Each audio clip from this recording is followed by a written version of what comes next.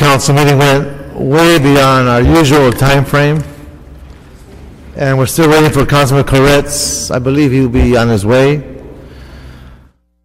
What I wanted to do is maybe go over the items that I'll be asking Councilman Koretz to second. That would be consent agenda items.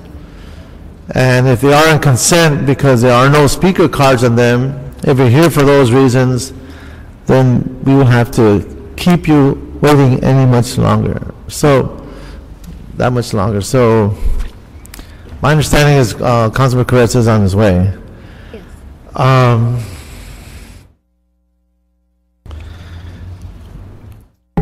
And I want to thank Hina Jumani for your patience. He's almost here, so as soon as he gets here, I'll be asking you to come on up. But we also have Luana Louie. Thank you, Luana, for your patience. But item 3 will be called special, given that we have cards on item 3. We have cards on 4, but my understanding is that we'll continue that item to July 28th.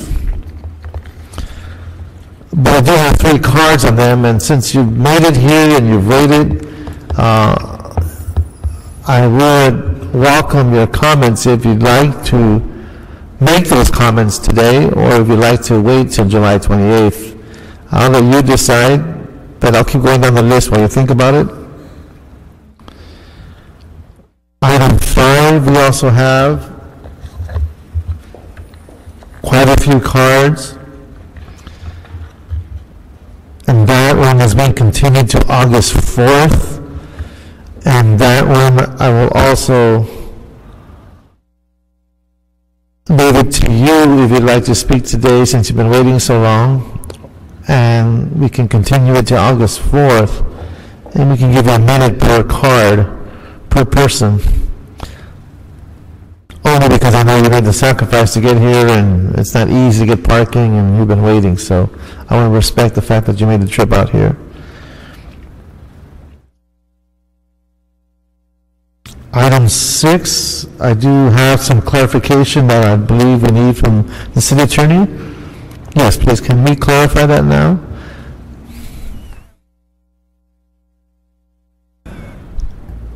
Terry Kaufman, Macias City Attorney's Office. Just for the record, I've been advised by the applicant that there are no digital signs proposed for the auto gallery, and that the signs that will go up will be as shown on Exhibit B. Okay, so no digital signs on this. Okay. And I have no cards on that item, so I'll move consent on that one. Item 7, we can move on consent, seeing no cards, and that will be my request of... And there is one technical correction on a typo that was submitted by the planning department, and it is on the file. It's read it relative to the number that was submitted for the parcel. It's a transposition or incorrect number that has been corrected. It has been corrected? Yes. So our record reflects what's in front of us? Yes, with the exception of the number of the parcel. Okay. Would you like me to read the parcel number out? I'm sorry, I can't hear you? Would you like me to read the parcel number, the correction? Yes, please. Okay. Just for the record, so I can be thorough on this. Okay, the correction is from parcel number 2529-001-012 to correction 2529-004-012. So it's just one number off. Okay. And my understanding that this will be scheduled for Friday's City Council? That's correct, on the special agenda at the request. On the special agenda. So that's item number 7, and that will be recommended as consent. Item 8, I believe we have a few cards on item 8 as well.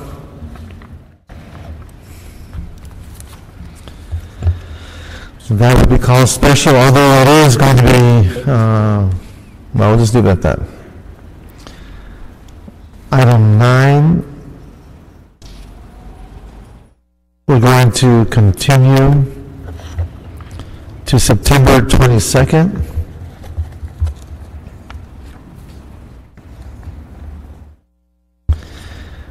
In this committee, and October 6th in City Council.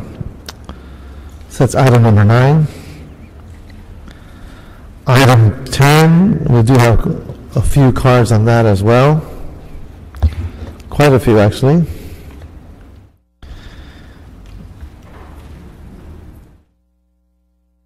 And number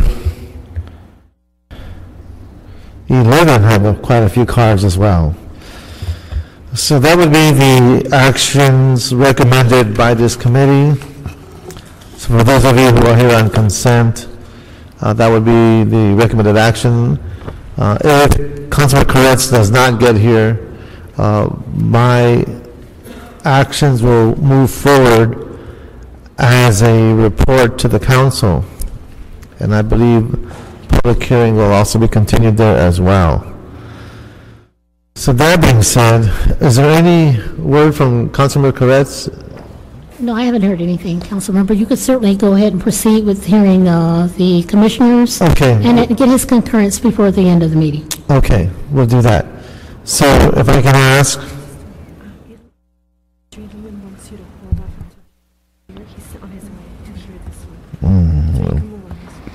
all right. It's my understanding through Mr. David Laura that Mr. Edelman is going to be here for item number 1. So, Ms. Helena Giovanni, just hold on tight. I think a special audience is being requested for you. So as soon as Mr. Edelman comes, we will call you up. In the meantime, I'd like to invite Ms. Ruala H. Louie, and I'd like to welcome you this afternoon to committee, Ms. Louie. I've had the pleasure of learning about your advocacy for the city in many different roles, all of which the citizenry here should be very appreciative, especially in your commitment to the arts and to the cultural elements of this great city. But before I steal your thunder, would you like to introduce yourself and tell us a little about yourself and your goals in this commission? Good afternoon. Is the microphone on for Ms. Louie? Brother? Is it? No sound?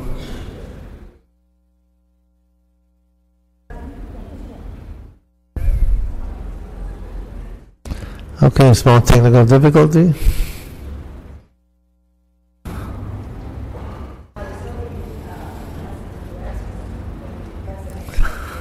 The elected representative. Oh, he is? Yes, Well, I was told he was going to be here, but I didn't want to keep you waiting. that's all right. But let me just say, I'm really honored to be reappointed to the Cultural Heritage Commission, although my years of service was with the Cultural Affairs Department. The Cultural Heritage Department is really on the cusp of doing some very, very important work. As you know, this city is a young city, but with the update of the ordinance and the work we do, we will be probably a national model for looking at historic preservation and adaptive reuse, going green, and LEEDs. So this is a very, very important time in the transition of preservation, and I hope we will convey to council the wonderful opportunity we have in this regard. And of course we know, as long as he hasn't, we are doing Survey LA, which is a survey of the entire city in partnership with the Getty over 3 years to really archive and document all the historic buildings and places in the city that will be moved into the general plans. So there'll be a coordinated effort in a visible way to look at these assets, I would say. And of course, it's been a pleasure to work with you, Councilman Reyes, all these years. Thank you, Ms. Louie. And I would just like to offer one observation in that as you go through these various goals in this survey, that the ability to connect the historic value of some of these structures and sharing that with the local schools and the children in these areas, especially in those pockets in which there isn't that strong affiliation with the historic fabric and the predominance of gang cultures and other cultures that are much more prevalent, is something that can add a sense of value for their neighborhoods and perhaps give them a different perspective other than joining a gang or getting involved in cultures that do hurt them.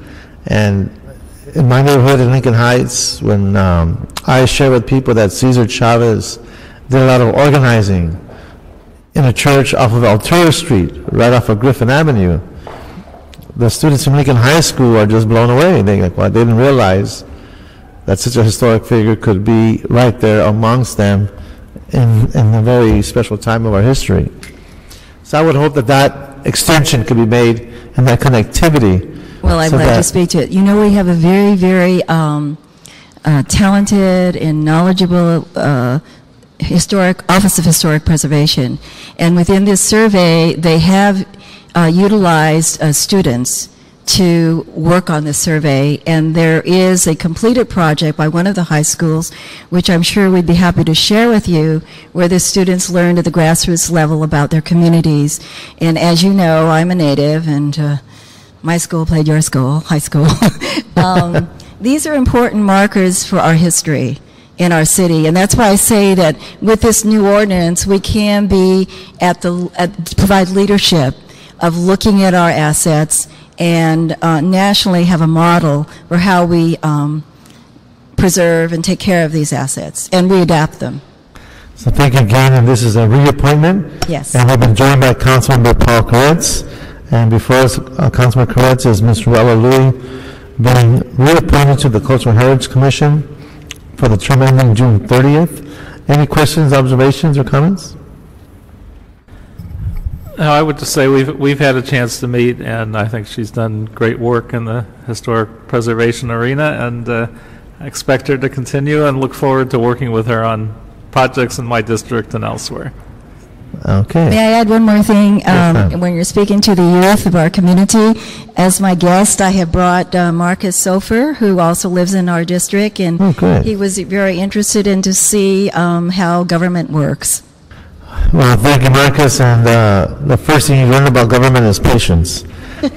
So I think you were tested today. So thank you so much, Marcus. Thank you. Have a great day. Okay. Thank you so much. And Okay, I'm sorry. Go ahead, no. I was going to move that we recommend Ms. Louie for reappointment in Cultural Commission. We have a second on that, Councilman Koretz? A second on the reappointment? Yes. That's confirmed. And that will be the action of this committee. Thank you. I was going to say, before we go on, first of all, Ms. Louie, I want to remind you that you'll be in council on the 28th. That's next Tuesday. Yes. And that's pretty much. But before we go on to the next commissioner, I did want to mention that just so that we can go through the agenda quickly, as you mentioned, to get Councilmember Koretz's consensus on the other items. So Okay. I have to mention it to him really quickly, just go through the items that we've already acted on. Okay. Okay. Do you want to do that later? Well, I was going to do the next commissioner Okay. to keep Go it ahead, later, I'm sorry. and then we'll do that. All right. All Thank you, right. Councilman. Thank you. Thank you, Ms. Louie. Next, I'd like to call up Ms. Helena Giovanni, and thank you for your patience. Mr. Edelman, I want to make sure he was in the audience when you came before the microphone. So thank you for joining us, Mr. Edelman. Good afternoon. Good afternoon. And this will be for the Board of Building and Safety Commissioners for the term ending June 30th, and you are a resident of Council District 14. Unfortunately, the councilman is not here today, but I want to thank you for your service, your consideration, and it is a reappointment, correct? Yes, it is. Is there anything you want to share with this committee in regards to this reappointment? Perhaps lessons learned or goals you'd like to attain? The floor is yours. Thank you.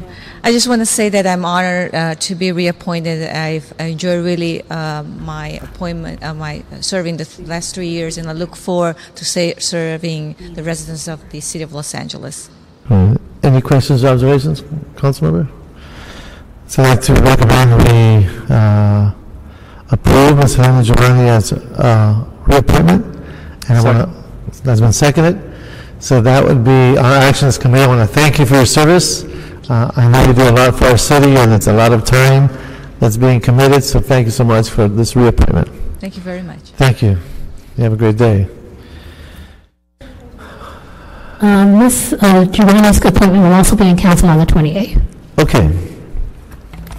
So, Barbara, do you want to go through what our actions have been, or you want me to go through it? Oh, I don't mind. I don't. Go ahead. Okay, if you allow me to. Okay, item number 5 was continued, Councilman Koretz, until August the 4th. Item number 6 was a consent, and the city attorney made some clarifications regarding the signs on the location. Item number 7 was consent as amended to correct the parcel number, which was a technical correction. Item number 9 was continued to the 22nd of September in committee and in council on October the 6th. The remainder of the agenda was called special, with one exception of 12 and 13 that wasn't taken up, but 13 is a closed session item. Right. So I went ahead and recommend these actions while you're on your way down in case people are waiting for these items, and then with your approval, we can move on those consent items. The only one I'd want to speak to is item 5. Item That 5? would be fine as consent. Okay. We can hold that then. And we do have quite a few cards on that one as well. So that being said, Roberto, let's go back to the beginning, which I believe is item 3. Yes, Councilman. It's a report from the Planning Department, and it answers questions that were deliberated in a motion Smith grew relative to the process that the city uses as it relates to track maps and horse trails. Okay, do we have staff here to give us a report? If you can try your best to speak into the microphone so that we can hear you. Chairman Reyes, members, I'm Daniel Scott from the Community Planning Bureau. This is a report back on a Councilmember Smith motion regarding the provision of equestrian trails in conjunction with track map approvals. Within Council District 12, there have been instances where a track seems to be fully developed and built, yet the horse trails have not been installed. The motion directed the Planning Department to outline the current procedures for completion of horse trails when associated with division of land cases. When a horse trail is made a condition of approval of a track map, the applicant must execute a covenant and agreement binding the subdivider to the development of the horse trail. The requirement includes the dedication, construction, and maintenance of the horse trail to the satisfaction of the Deputy Advisory Agency. Some of the perceived problems arise when an applicant has up to 36 months after the tentative track map has been approved to file the final track map with the city engineer. Community members during the 3-year period may see nothing happening on a given tract of land and assume the horse trail will never be installed. In addition, in the development of a tract, subdividers like to work from the interior of the lot outward to the street. This would include grading the lot, providing for sewer and drainage facilities. Horse trails are almost always created after the tract of homes have been built. Once again, the perception is the homes are built where are the horse trails. Track maps can only be approved by the City Council provided that the necessary improvements, in this case horse trails, have been installed or plans have been submitted together with the necessary guarantee, i.e. a bond, that the improvements will be installed.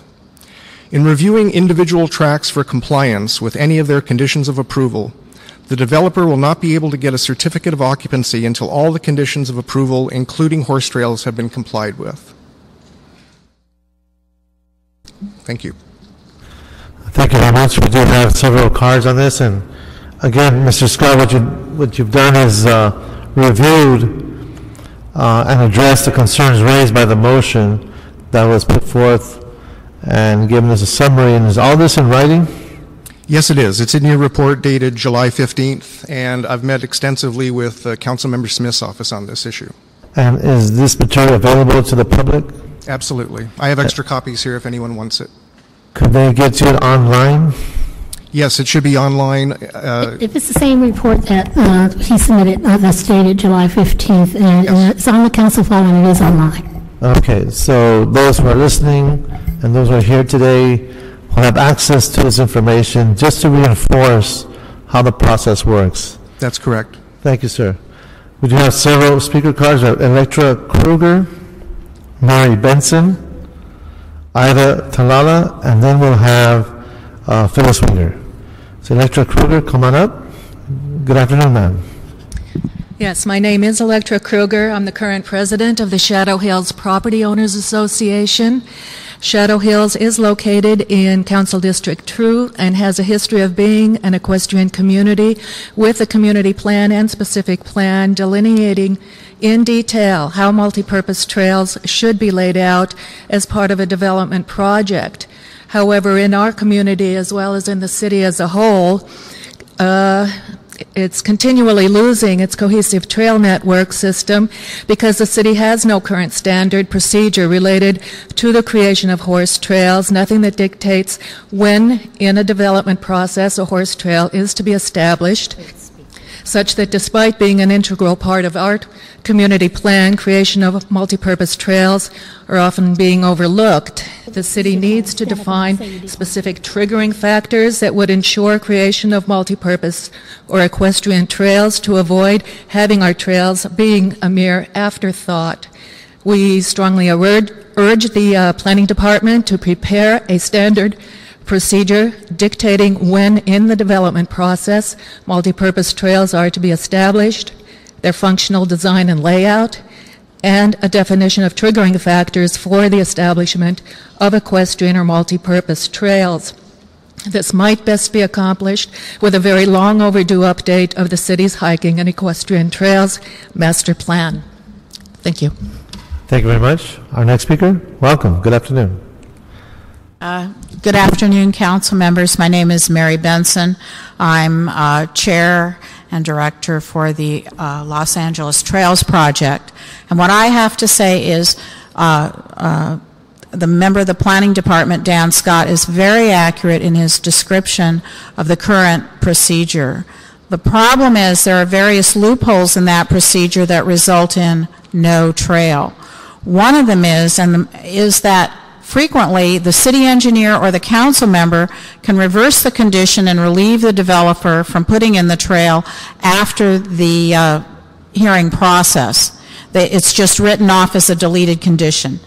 You have on your agenda today item number 10, where the community has been waiting and fighting for 10 years to get the developer to install the horse trail, and we still have only 1/3 of the promised and conditioned trails.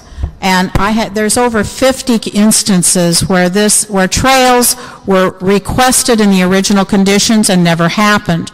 There's also no requirement that the trail be unobstructed or passable. So a trail can go up a sheer cliff, a trail can be put in the area of a drainage ditch, a retaining wall. And what we need, what I would request that this committee recommend, is that planning create a series of specifications and create horse trails as a public asset and public improvement, just like sidewalks, roads, and utility easements, so the trails aren't an afterthought. They are part of the plan in the original scheme of things. Thank you. Thank you, Ms. Benson. Ida Talala? Okay, thank you, ma'am. Welcome to the committee. Phyllis Winger, come on up. Will be our last speaker. Good afternoon. Thank you very much, Chairman Reyes. Honorable members of Plum Committee. I believe that Dan Scott gave a very concise, clear summary of the purpose of the report. We've reviewed the report and believe that it has fulfilled what the councilman was seeking to learn. The fact that it is available and can be a resource to anyone who has questions on a normal procedure when a horse trail is part of the track map can go online and see exactly how it's delineated.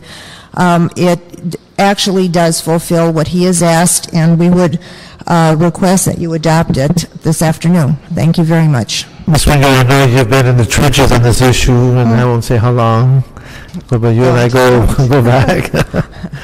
But when we look at the assertion that there are these loopholes and how they need to be treated like a public easement, like a sidewalk, what's your position on that? What's your thought on that? We are very vigilant to make sure to fulfill the obligation to continue the trail system in the 12th District. We work very, very hard, and I can actually think of cases where we have come back years later when something went awry to force the inclusion of a trail. By means that I can't describe, sometimes a link can be overlooked or omitted, but with good planning and someone to follow it through, it should not be. I cannot speak to whatever errors may have occurred in years past, or in fact to some degree to other districts either. Some of the examples the previous speaker gave I don't understand because it's not allowed by the rules that are in place for development. So I'm at a loss to be able to comment on it. I appreciate that.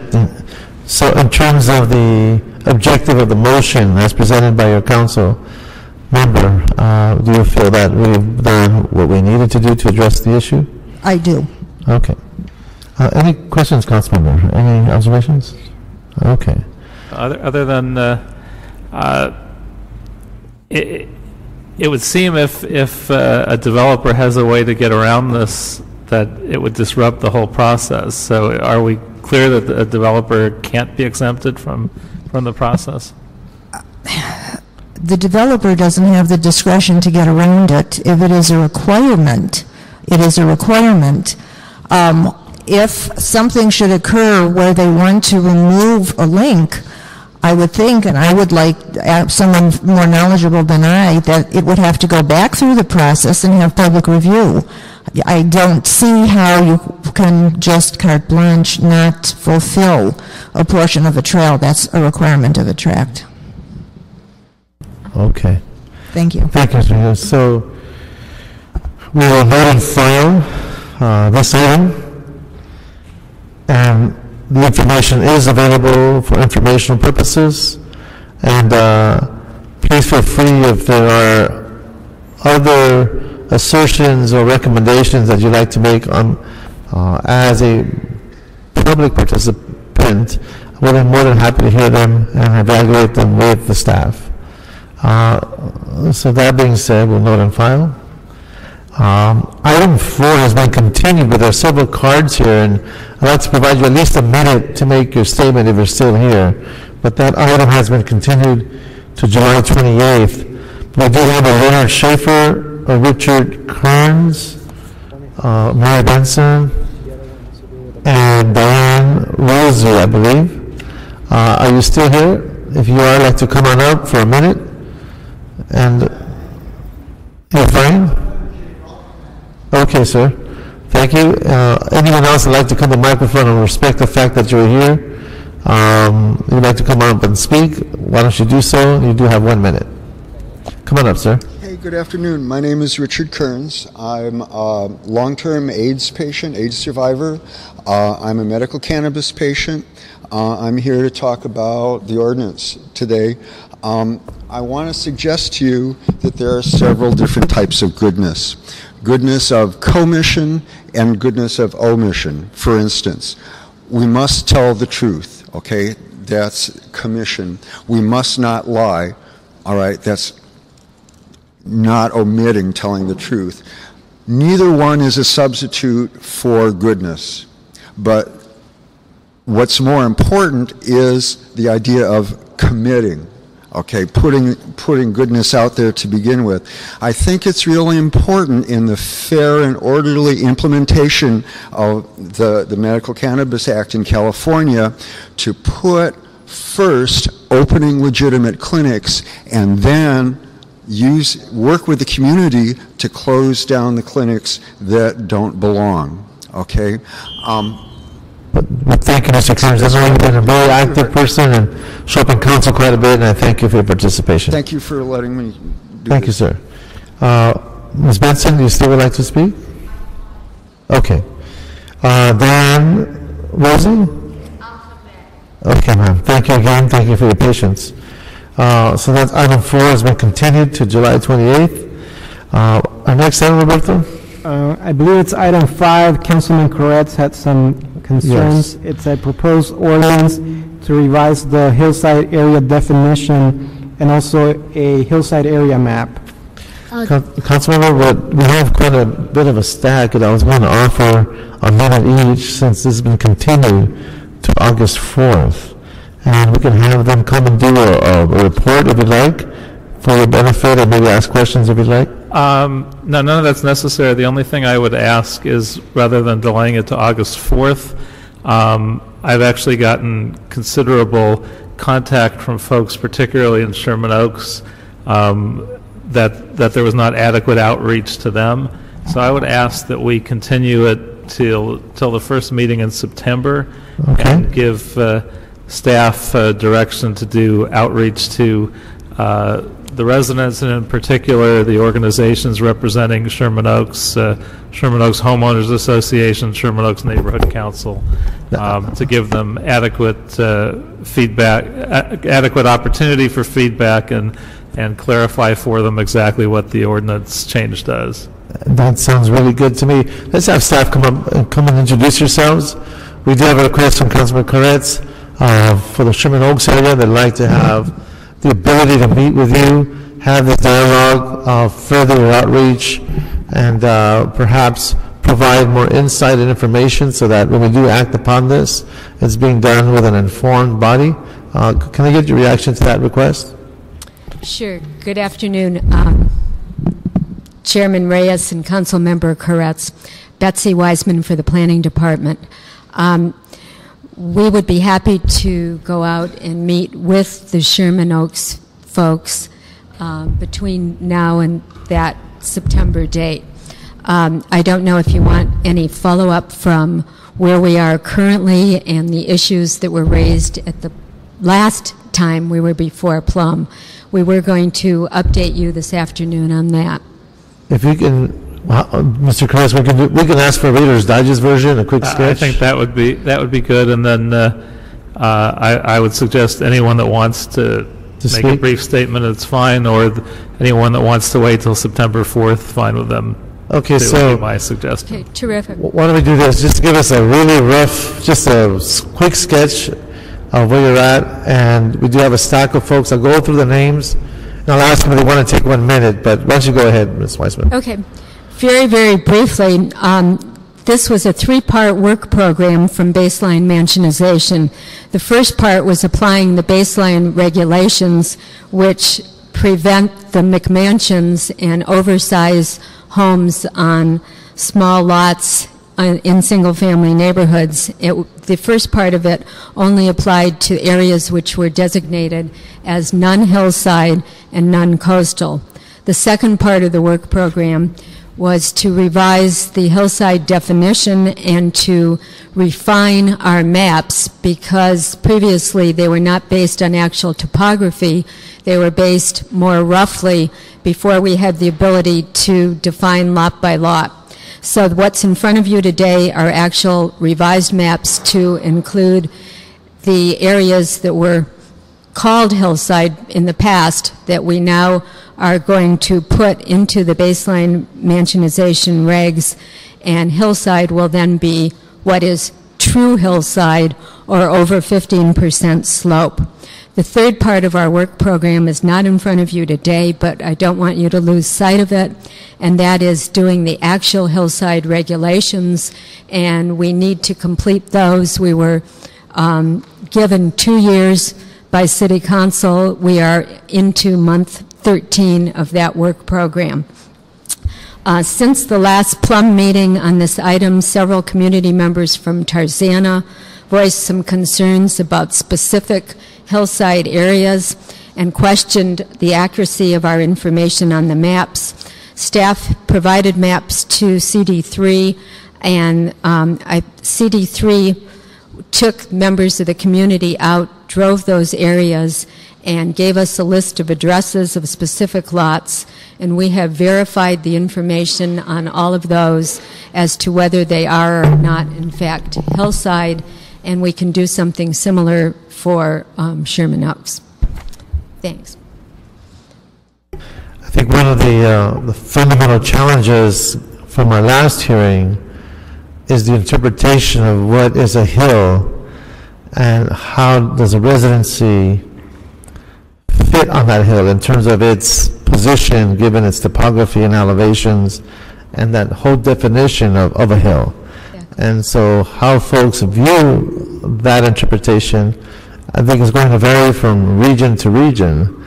And so I think that's part of our challenge, Councilmember, is providing the parameters, if you will, of how the department is interpreting it and having that engagement with the community folks and giving them that opportunity to have that discussion and how they define themselves and does it fit within the criteria that's been set to a certain objective level given the standards that have been identified by the staff. And I think that's where the creative tension will come in and the healthy discussions.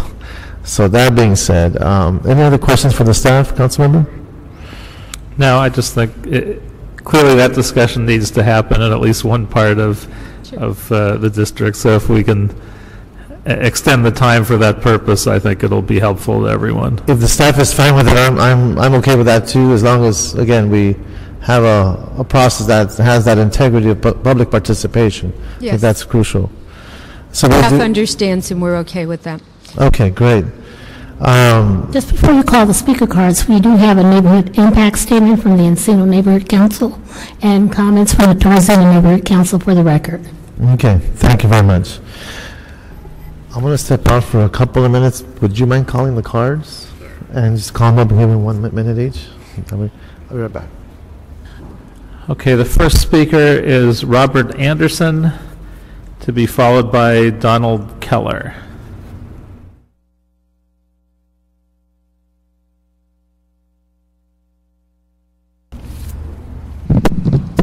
Thank you, Councilman Courts. My name is Bob Anderson, 4050 Woodcliff Road, Sherman Oaks. I chair the Sherman Oaks Homeowners Association Hillside Ordinance Committee. 50,000 homeowners citywide will be affected by this redefinition, and we feel that all of those have not received sufficient notification. Prior to approving the redefinition, we recommend that the Plum Committee direct the Planning Department to 1, provide direct mailings to all impacted homeowners explaining the redefinition and its impacts, 2, conduct further meetings where homeowners can voice their concerns, and 3, place a hold on any areas where communities have already voiced concerns until they can be resolved. We also recommend that Plum obtain 2 legal opinions from the City Attorney's Office. 1, whether or not the redefinition constitutes a reverse taking under applicable law, and 2, whether planning has provided sufficient and proper notice. Our concern is more with the notification so people know this is going on than with the redefinition actions that have been taken. Thank you. Thank you. Donald Keller, to be followed by Patricia Bell Hurst. Thank you. Honorable Councilman Koretz, Mr. Reyes, Chair. My name is Donald G. Keller. I live at 808 North Kenter Avenue in Brentwood, Los Angeles 90049. I'm in favor of the ordinance. I'm speaking as a taxpayer and community member over 50 years at my address. In fact, I'm so much in favor of it, I want to ask the committee to consider the extension of the sunset provision that Ms. Weissman just said you are now into by 13 months. Only 11 months remain on the provision of the flatland ordinance that will expire if you don't pass the Hillside version. And for example, the delayed start, we understand you have other important business to conduct, but these things slip away. Now the chair says on September 4th, I think he mentioned, so we want you to consider that. Also, break down the map and into council district areas. It's now 28 gigabytes in size, and that's much too large for most people's computer to access. I'll have to ask you to wrap up. Thank you. Thank you. Patricia Bell-Hurst, to be followed by Donald Lowe's, if I can read this. Seems like we lost one of our council members. The bottom line is that I support the work and the planning that's been done by Eric Lopez. I've attended numerous meetings, not only on the west side, but in Encino and different communities, and the Sherman Oaks Homeowner Association, although I live in Brentwood. We're very concerned about the sunset. We don't think it needs to be expanded. The planning department, Eric, has done fabulous work, and I think it should stay right on track. For those people that have not been, they feel they haven't been notified, they obviously haven't gone to their own homeowners association meeting, because Sherman Oaks Homeowners meeting is one of the largest in the city. So for 50,000 people not to be informed, I would challenge that. The bottom line is I think it should proceed. It's in the best interest of the city to get this nailed down. Thank you very much. Thank you. Donald Lowe's, to be followed by Steve Weber. Donald Lowe's, 2037 Benedict Canyon Drive, for the Benedict Canyon Association, the Bel Air Beverly Crest Neighborhood Council.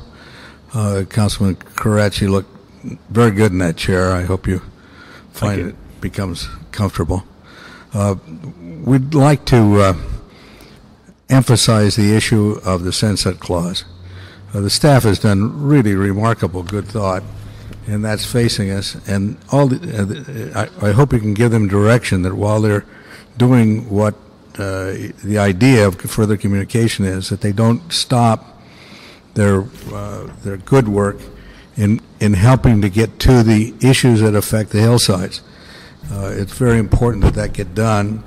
It's a much bigger job than just this definition. If we can't get the definition out of the way, at least they must be going forward on that, and we'd like to encourage them to do that, and hope you will. Thank you very much. Thank you. Steve Weber, to be followed by Idev Talala. Good afternoon. Thank you.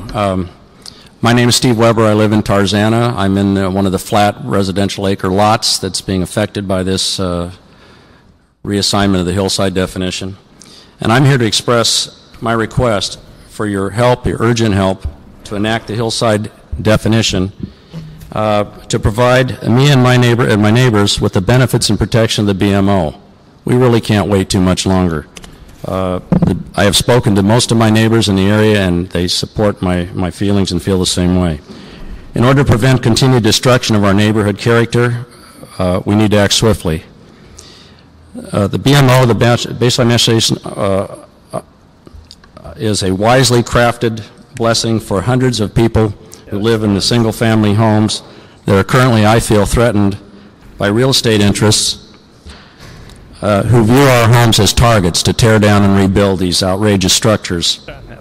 The BMO guidelines are welcome and fair, and I urge you to get on this right away. Thank you very much. Thank you. Ida Talala, followed by David Garfinkel. Thank you for this opportunity to speak to all of you. My name is Ida Talala. I live in the Echo Park area, which is noted for its hills. I am supportive of this effort to really respect the topography of Los Angeles, as well as to provide the city with an opportunity to improve the aquifer.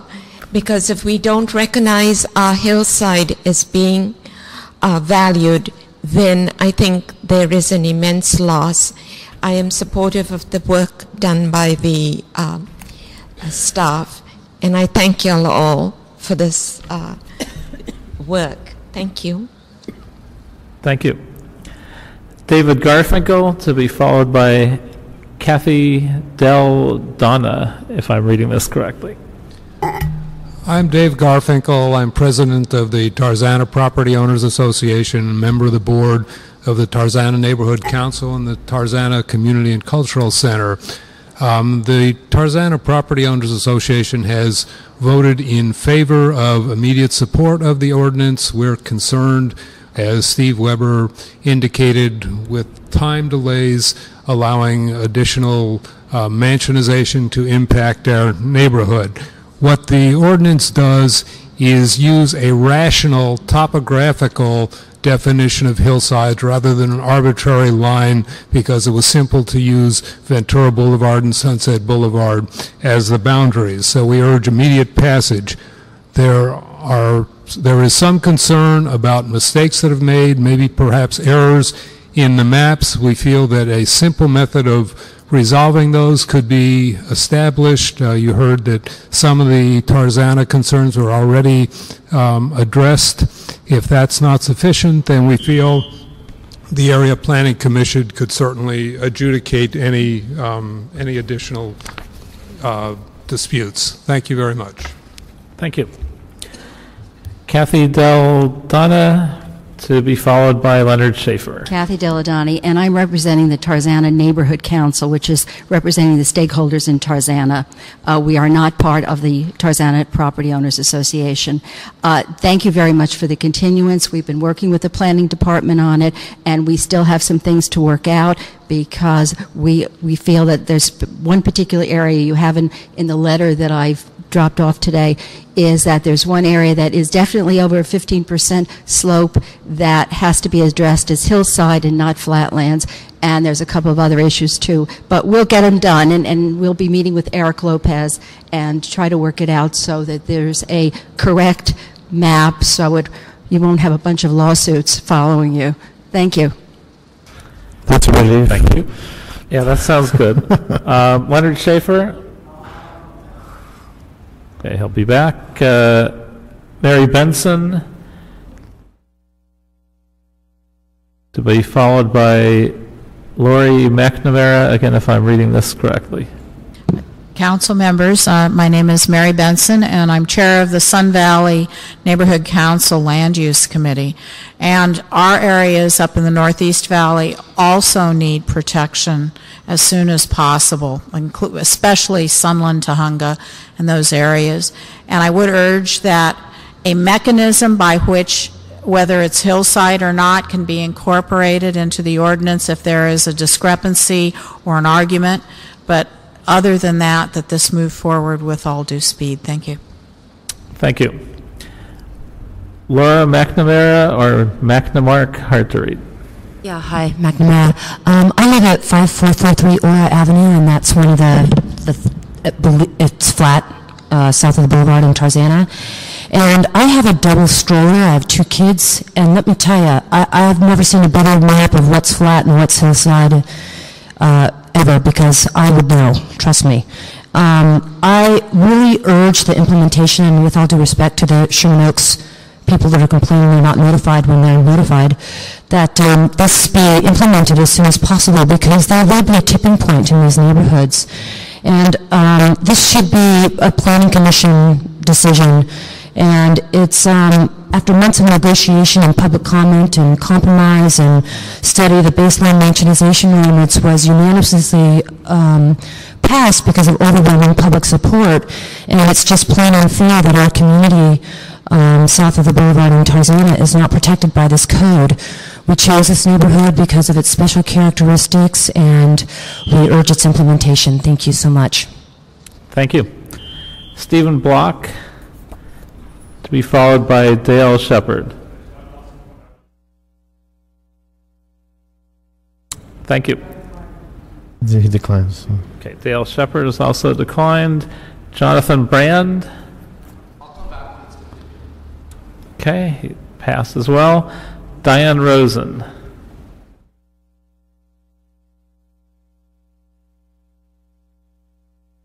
Good afternoon, council members. I'm Diane Rosen, chair of the Planning and Land Use Committee of the Encino Neighborhood Council. We, regarding outreach, I agree with the lady from Sherman Oaks, because Eric Lopez came to a meeting, a special meeting that we had, and he went into great details, had the maps, and really explained to us the details of the ordinance, the new.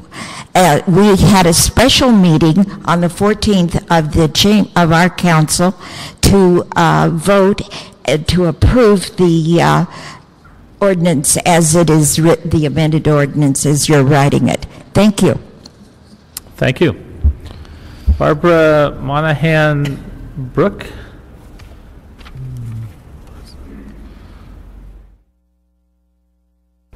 To be followed by Barry Johnson, who will be our last speaker. Barbara Monahan Burke, greetings. Studio City Neighborhood Council Board Member and Government Affairs Co-Chair. The Studio City Neighborhood Council supports revisions to the current Hillside area definition and the proposed ordinance map establishing the new Department of City Planning Hillside area map. We do ask that those other communities that have problems with their sections quickly work with their council members to figure it out as soon as possible, but we support them in doing that. On a personal note, I am enjoying working with both Eric Lopez and Betsy Weissman on this project. I've studied the Hillside for our community for a half dozen years coming into this, and we really appreciate having had input on the very beginning part of this. Thank you. Okay, great. Thank you. Barry Johnson, and then that'll be it. Hi, Barry Johnson, Studio City Residents Association. And I'd like to say I echo what several of the speakers have said regarding the excellent notification by the planning department over the last 6 months. We've known what they were doing every step of the way. And in turn, we've notified our community what's been going on. We're in the midst of creating the second RFA in the city, in Studio City. Right now, 2 weeks ago, we had a planning department community workshop with the Studio City Residents Association and the Studio City Neighborhood Council. That RFA is well on its way. We need this ordinance to include the hillside areas that will become flatlands into our RFA. So the sooner the better for this ordinance for Studio City so we can complete our RFA. Thank you. Thank you. Great. Thank you, Councilor Koretz, for your assistance. And again, we will pursue this and get this wrapped up as soon as possible. We did want to make sure that the new elected officials had an opportunity to engage the issue. I'm sure they were getting questions, so out of courtesy, allow for this extra time, and we'll get this done as soon as possible. So that being said, this has been continued. And Roberto, what's the next item? Well, it will be continued as the first or second meeting in view of the fact that we're going to be switching members and we'll be going through our recess. I would advise that people check back with the clerk's office or online to find out what date. Okay, so we're looking at towards the end of September, though? Yes. Okay. All right, folks. Roberto, number 8, I believe.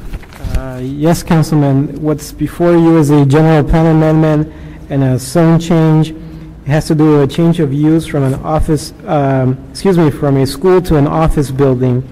And this project is in CD 12. Okay. If you have no staff, come on, introduce yourself. Good afternoon. Good afternoon, council members. Tom Glick, City Planning Department. This is popularly known as Corporate Point.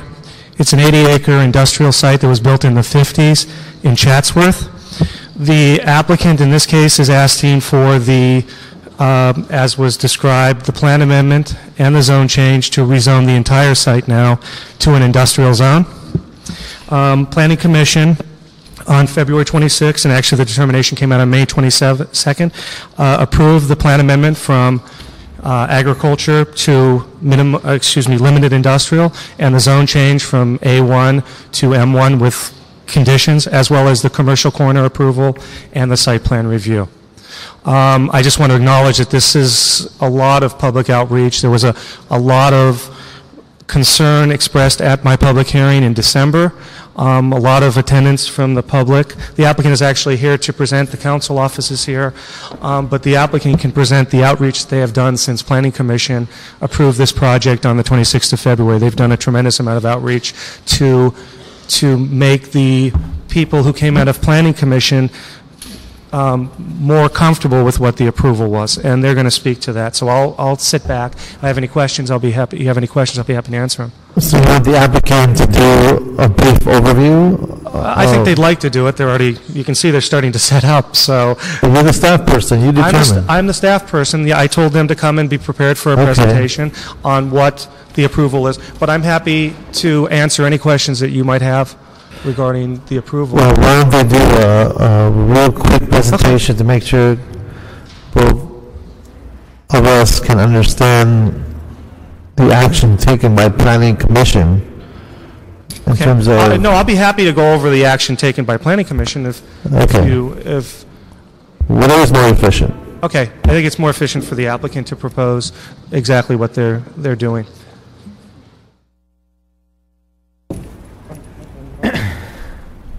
Good afternoon, council members. Good afternoon. My name is Kevin McDonald of the law firm Jeffer, Mangles, Butler, and Marmoro, representing the Multi-Employer Property Trust, or MEPT West Hills, the owner of the property.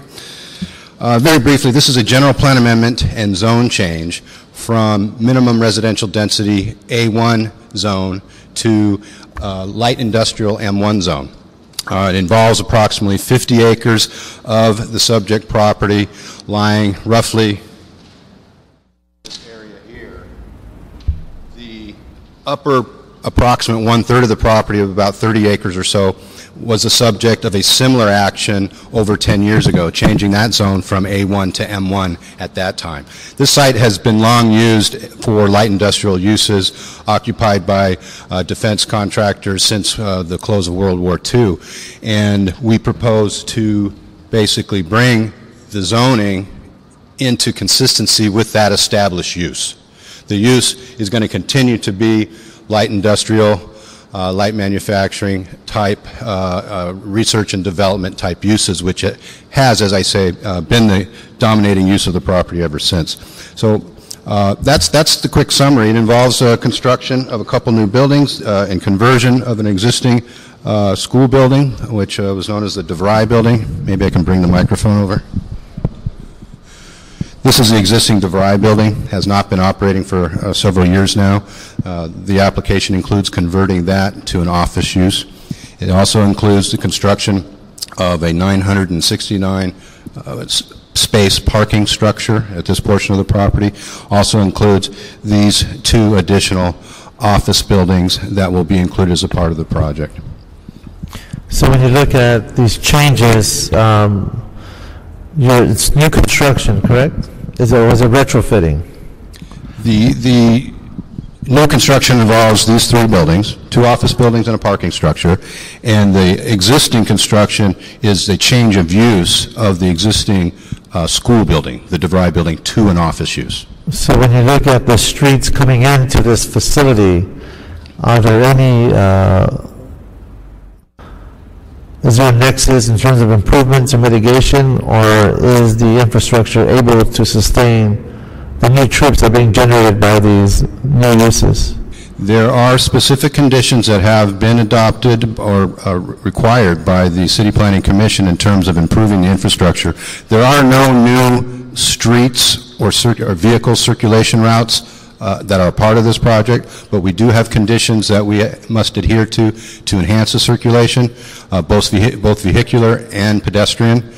I also understand that there are some lingering questions about landscaping. That was a topic that was discussed in great length at the City Planning Commission as well. The very first condition of the site plan review approval requires that we submit an updated landscape plan, a comprehensive landscape plan that involves all the property involved in this action to the City Planning Department for review and approval before any permits are issued. And we've already taken some initial steps. Emily Gabel-Letty of the Urban Design Studio for the City Planning Department has taken great interest in this project. She's expressed to members of the project group that she met with actually yesterday, that this is a model project and a great example of a suburban landscape and design project of examples she has very few of. So, can you give an example of some of the mitigation or some of the improvements that deal with circulation? With circulation, yes. In terms of improvements, you mentioned improvements. There's some conditions that were identified. Can you just speak to a couple of those? One condition that having to do with both circulation and noise mitigation for the neighboring property owner is the design of the parking structure right here. We actually redesigned the ingress-egress points to avoid attracting traffic and ingress and egress on the westerly side. So there are no ingress-egress points on the westerly side. They've been moved to the southerly side, and then the easterly side has due to the natural topography, the access is directly to the top of the structure. Right.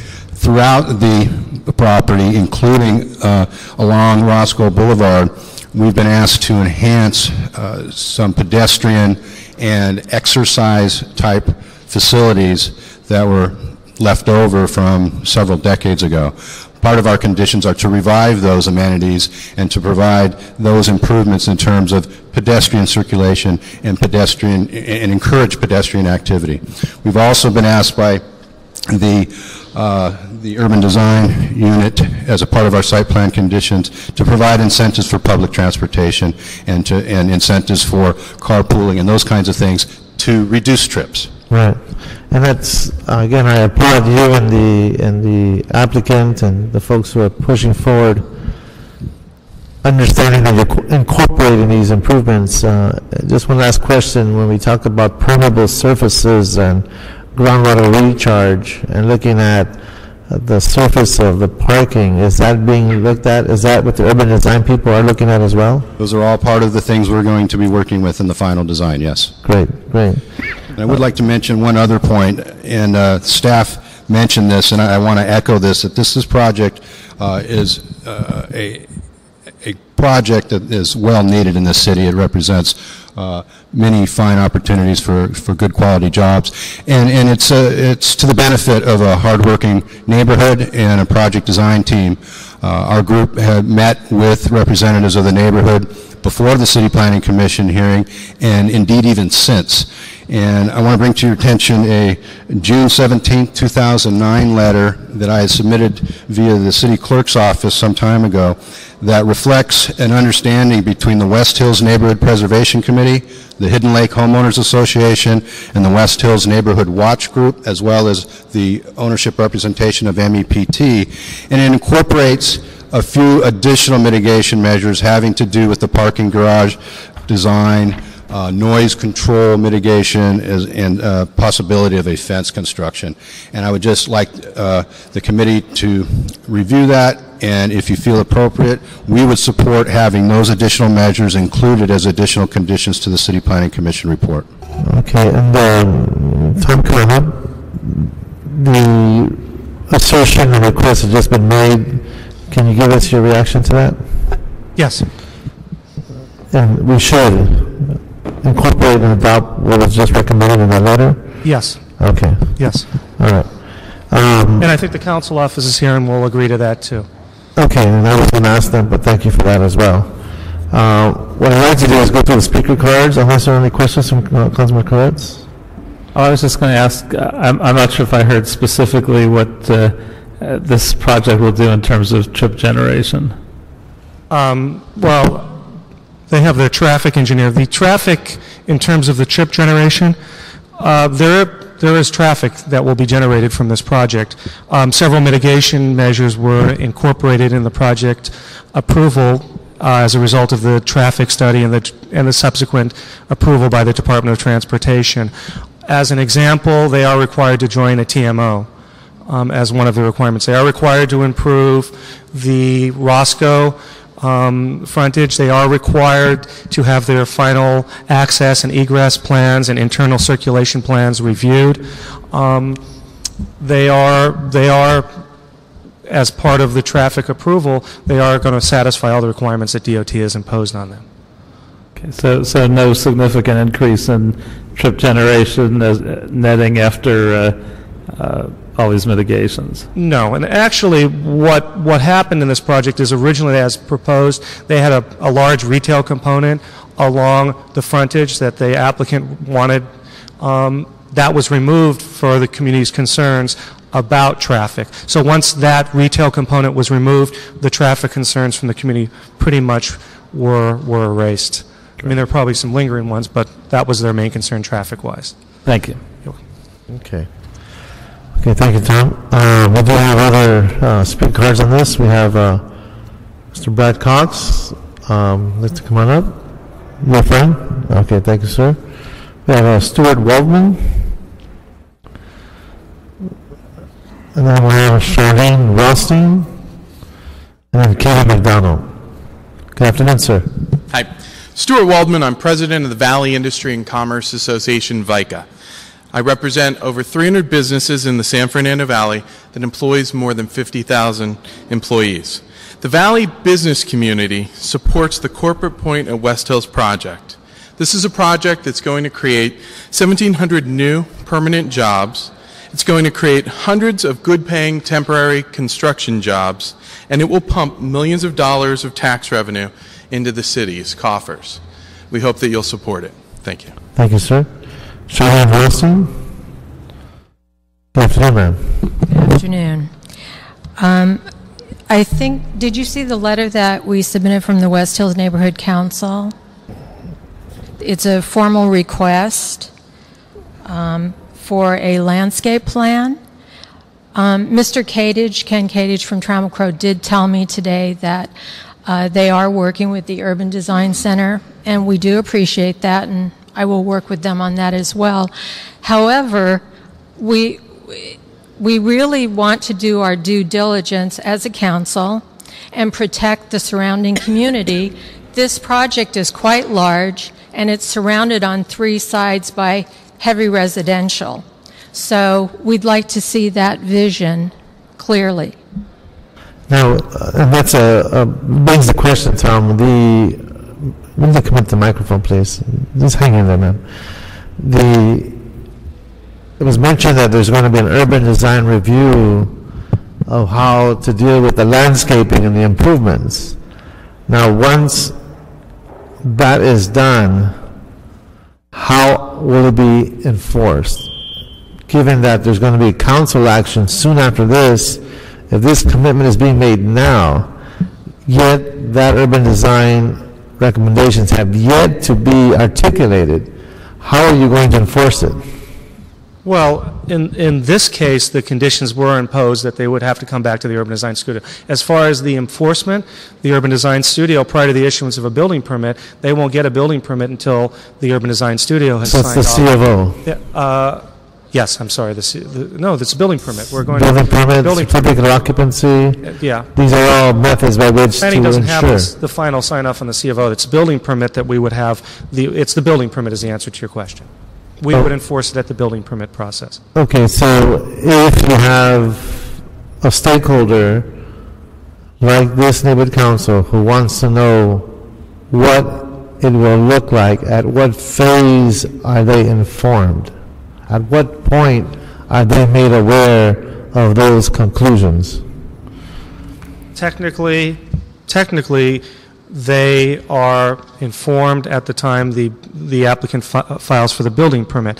Now, there is no mechanism that we currently have that says prior to the building permit we have to go to the neighborhood council. It's usually so. But I'm assuming in this particular case, we would ensure this applicant and the planning department would make sure that the final landscape plan, the recommendations of the Urban Design Studio, would go back to the neighborhood for review.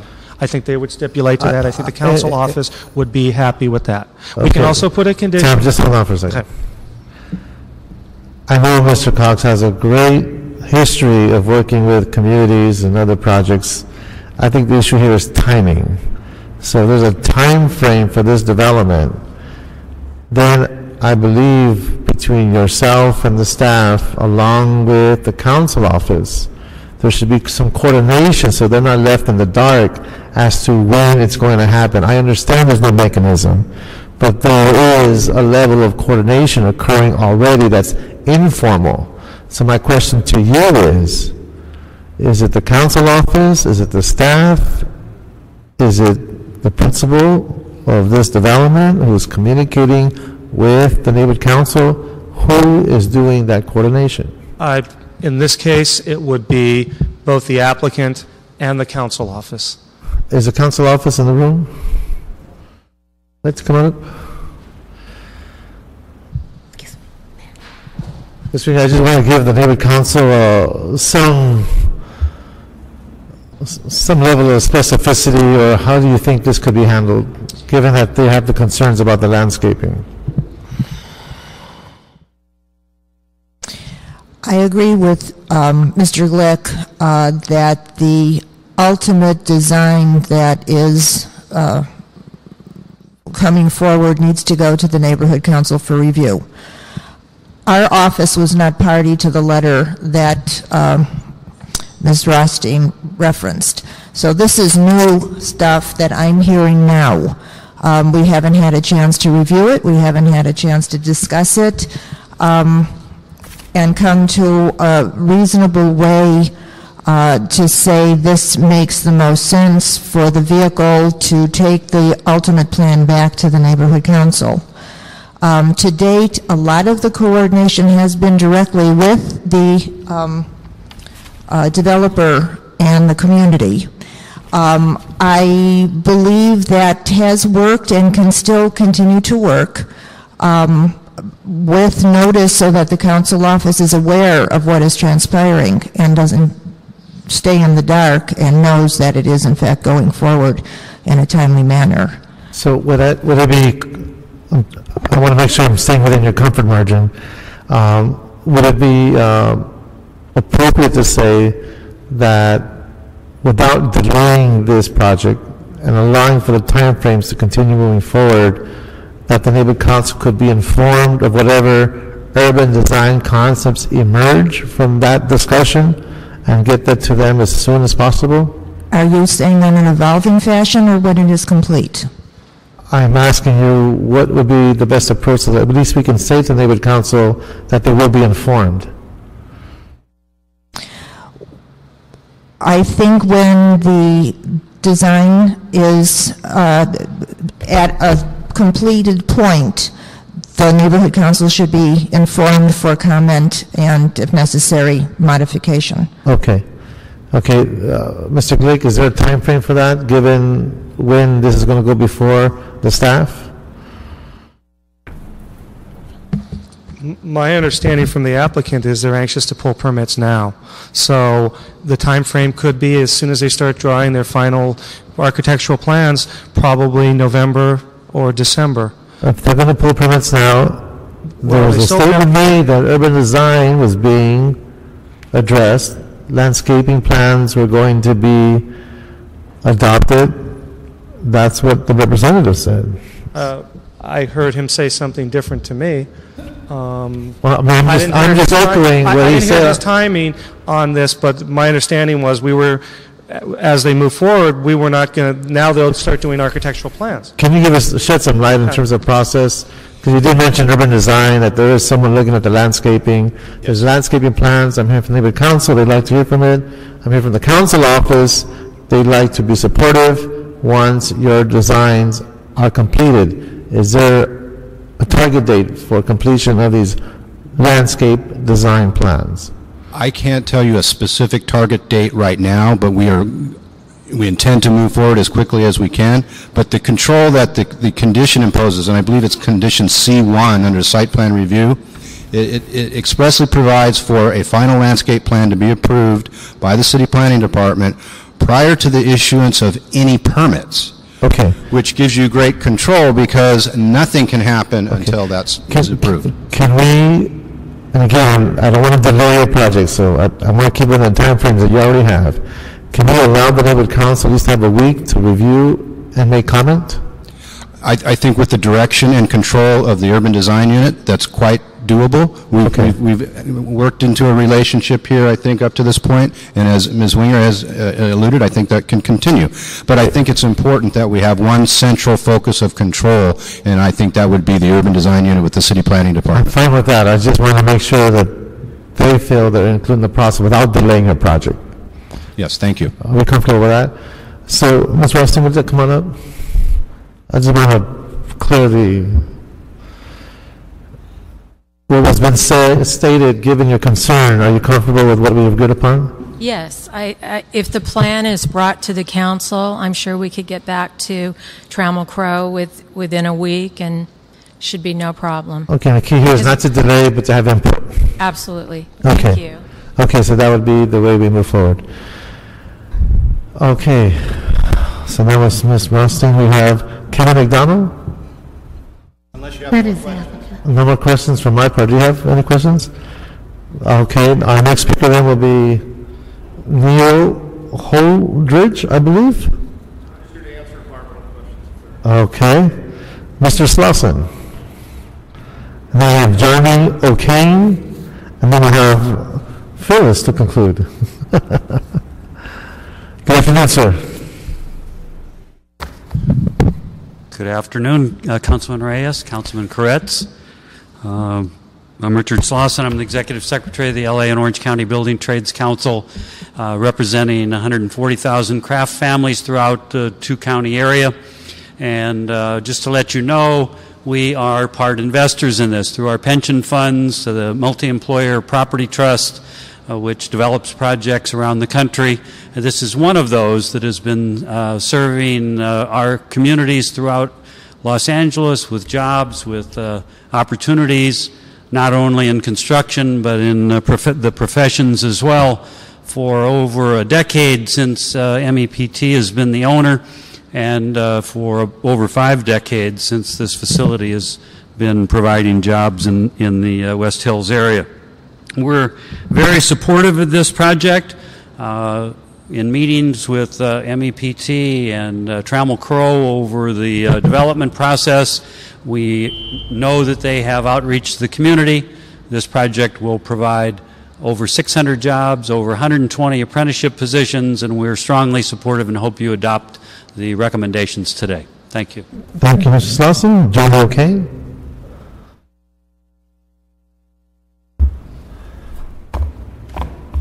Good afternoon. Good afternoon, sir. Represent union iron workers in Los Angeles and throughout the valley. I've been watching these folks for a few years now, and it seems like each hoop that's put up, they jump through it. And the trying times we're in right now, there's jobs out there. I sit in my union hall and I see a lot of young kids looking up, wondering where they're going to go. This is one of the things we need, communities need, kids need a place to go. And I'd love to see it happen soon. Thank you, Mr. O'Kane, and I hope you notice we are emphasizing timing, because we know timing is money, so I hear you loud and clear. Thank you very much, sir. Okay, Phyllis Winger.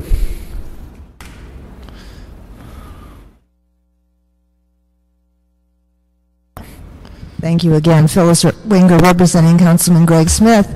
I was going to mention how this project is a result of a lot of hard work and compromise and staying with it, but I think the situation today evolved such that you've seen it already. So I'm just going to say the councilman does support the project. It is a good project, and we urge your approval today. Thank you. Thank you. Thank you, Phyllis, for your tenacity and your stewardship, so I appreciate that very much. Okay, I think that completes the public hearing. I'd like to move to approve this project as with all the necessary conditions that have been discussed, with the understanding that there will be a review of the landscaping before permits are pulled and commitments are made. So with those recommendations. Second. Second, that'll be the action of this committee. Next item, Roberto. That would be item 10, council members. It's an appeal by the LA International Golf Club, Angeles National Golf Club, and also the California Department of Fish and Game, and it relates to 2 conditions of approval. One, it relates to a dedication of horse trails, and the other one, the water quality monitoring program in CD2. Thank you, Roberto. Good afternoon, sir. Good afternoon, council members. David Weintraub, City Planning. I want to start off with a little background on the project. The site is approximately 400 acres, and it's... Mr. Weintraub, if you do your best to speak into the microphone, then we can hear you much better. A little background on the project. David Weintraub, City Planning Department. The site is approximately 400 acres, and it resides in the Tahunga Wash. The site is comprised of two components. Approximately 160 acres are for a golf course, and 240 acres are for a preserve, open space, and some multi-use trails. Back in 1998, the City Council approved the case, CPC 1996-243, as a conditional use for the construction, maintenance of the Angeles National Golf Course. In 1999, after an arbitration between the golf course and the Department of Fish and Game, the long-term habitat management plan was approved on November 1st, 1999. And by the arbitration board, and it was subject to 72 conditions and 233 mitigation measures. In 2005, a plan approval was granted, and it went all the way to the City Council for various accessory uses and minor changes to the site, including a clubhouse modification and a practice area. The current application, and the reason we're here today, is that the applicants brought in another plan approval to prove out compliance with all of the conditions of approval, plus they needed to modify a couple of conditions in minor way. The two minor changes were regarding the alignment and construction of some required trails and their conveyance to the City of Los Angeles, and the frequency of groundwater monitoring. On February 13th, 2009, I conducted a public hearing that lasted well over 2 hours to accommodate all the testimony. The case was taken under advisement, and I allowed an additional 30 days for people to submit materials to the record. At the hearing, the applicant expressed that they were continuing their willingness to convey the preserve area, the 240 acres, to the Mountains Recreation Conservation Authority, or the MRCA. As evidence of their intent, the applicant has processed a lot line adjustment through the city's planning department so they could establish legal lots so they could convey the land. Further, at the hearing, it was also identified, however, that the MRCA at that time was unable to accept the preserve area. After the hearing, however, I've become aware that additional efforts were still underway in pursuit of the fee title transfer to the MRCA. In their letter from the Fish and Game dated March 18, 2009, they specifically state that they support the concept of transferring the property to the MRCA because, in their opinion, and this is a quote, they're in the best position to provide the necessary patrol and oversight over the preserve area. To date, that is not transferred yet. And I can't really give you the current status. I understand there's still ongoing negotiations over that transfer. After my careful consideration of the testimony and the delays that had occurred up until the time of my hearing, I found that the applicant had continually moved forward with their efforts to fully be compliant with all of the conditions. Some of the evidence that I had seen were the processing of the lot line adjustments, their ongoing habitat restoration efforts via the stream bed alteration permit, which included a rundo plant removal. There was trash cleanup in the area. They had surveyed the trails in preparation for their conveyance to the City of LA, generating the legal descriptions. They continually worked on strategies to help with the homeless issue. There's transient population that camps out in this area, and it's an abatement issue. And additionally, there's evidence that they've continued to negotiate to convey the land to the MRCA. So after reviewing the record and the testimony, I found that the project is in compliance with the conditions of the approval, the original conditions of approval, with the exceptions of the two conditions that we were modifying. Condition 25 has to do with the conveyance of the trails, and condition number 28 has to do with the frequency of the water monitoring, water quality monitoring. So I'll just make a couple comments about the changes to those conditions. Briefly. The additional 2 years, which I allowed for the conveyance of the preserved land to be transferred to either a governmental agency or a public agency. Otherwise, I required that a new plan approval would be required. In other words, they could convey the land, or they'd have to prove out in the future that they would maintain it and maintain ownership of it as well. The long-term habitat restoration plan provides for continued actions by either the applicant or, in the case of a conveyance to a governmental agency, that the receiving entity would have the obligations to remain compliant with the plan. Either way, no negative impacts to the preserve are foreseen. In other words, in my opinion, the revised conditions still require compliance with the long-term habitat restoration plan provisions, and that is regardless if it's conveyed or they maintain ownership. So that's my commentary on the appeal by the Fish and Game. The second appeal comes from the owner of the property, the applicant, and they were asking for some clarification of conditions, and I'm recommending that I think the conditions are written quite clearly, and that I would recommend denial of actually both of these appeals. Okay, so I guess we can start with the appellants to understand from their point of view why they are appealing. Based on the report, we'll assess what their assertions are. You want my comments? Or you want their comments? No, I'll be getting their comments, but are you done? There's just one minor final note that I need to make. The city attorney made me aware that the CEQA findings associated with the action need to be amended. So I can read those into the record now or later, but I just wanted to make that clear. Well, let's wait until after the appeal, then we can hear that as part of the final instructions. But let me ask you, in the fact that the MRC has yet to enter into a agreement, based on your observation, what you've seen when you've gone out, that there's enough activity that demonstrates a real action towards maintaining the open space the way it was hoped to be in the past. Would that be accurate? It's very accurate. Yeah, I've gone to the site on more than one occasion, walked the entire site without getting in any of the sensitive areas, mind you. But at the same time was able to see the maintenance that was occurring, the efforts to remove this arundo. It's a very invasive plant, as it would take over the native species.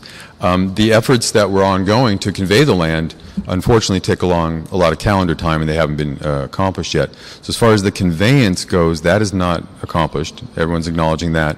However, their good faith intent and their good faith efforts to maintain the site, I think I would have to acknowledge in the affirmative, yes, I have seen evidence. Okay. Any questions from the staff, Councilmember? No? Okay, so let's go through the appellants. We have representatives from the California Department of Fish and Game. I believe it's Mary Meyer. Are you here today? Ms. Meyer, come on up, please. Give us the reasons for your appeal. Thank you. I'm representing the Department of Fish and Game. The South Coast region, our headquarters is in San Diego, California. The department's been involved with this project for many, many years, going all the way back into the early 90s. We were actively involved in the CEQA process. We attended meetings here in this building. Many mitigation measures and project conditions were imposed on this golf course project due to the sensitive nature of the site where they had proposed to construct a project in the floodplain of the Tujunga Wash. The project was constructed in a few years back, starting perhaps in about 2003. And our bottom line concern is that we are a responsible agency under CEQA. We issued a permit for this project. That permit is a legal judgment, and it was the result of an arbitration decision that occurred back in 1999. And that judgment basically says that the project shall comply with the mitigation measures and conditions of approval that were imposed on the project by the City Council of Los Angeles. It also indicated that the project shall comply with a long-term habitat management plan that had been prepared by the golf course consultants. Excuse me. So here we are, and it's 2009.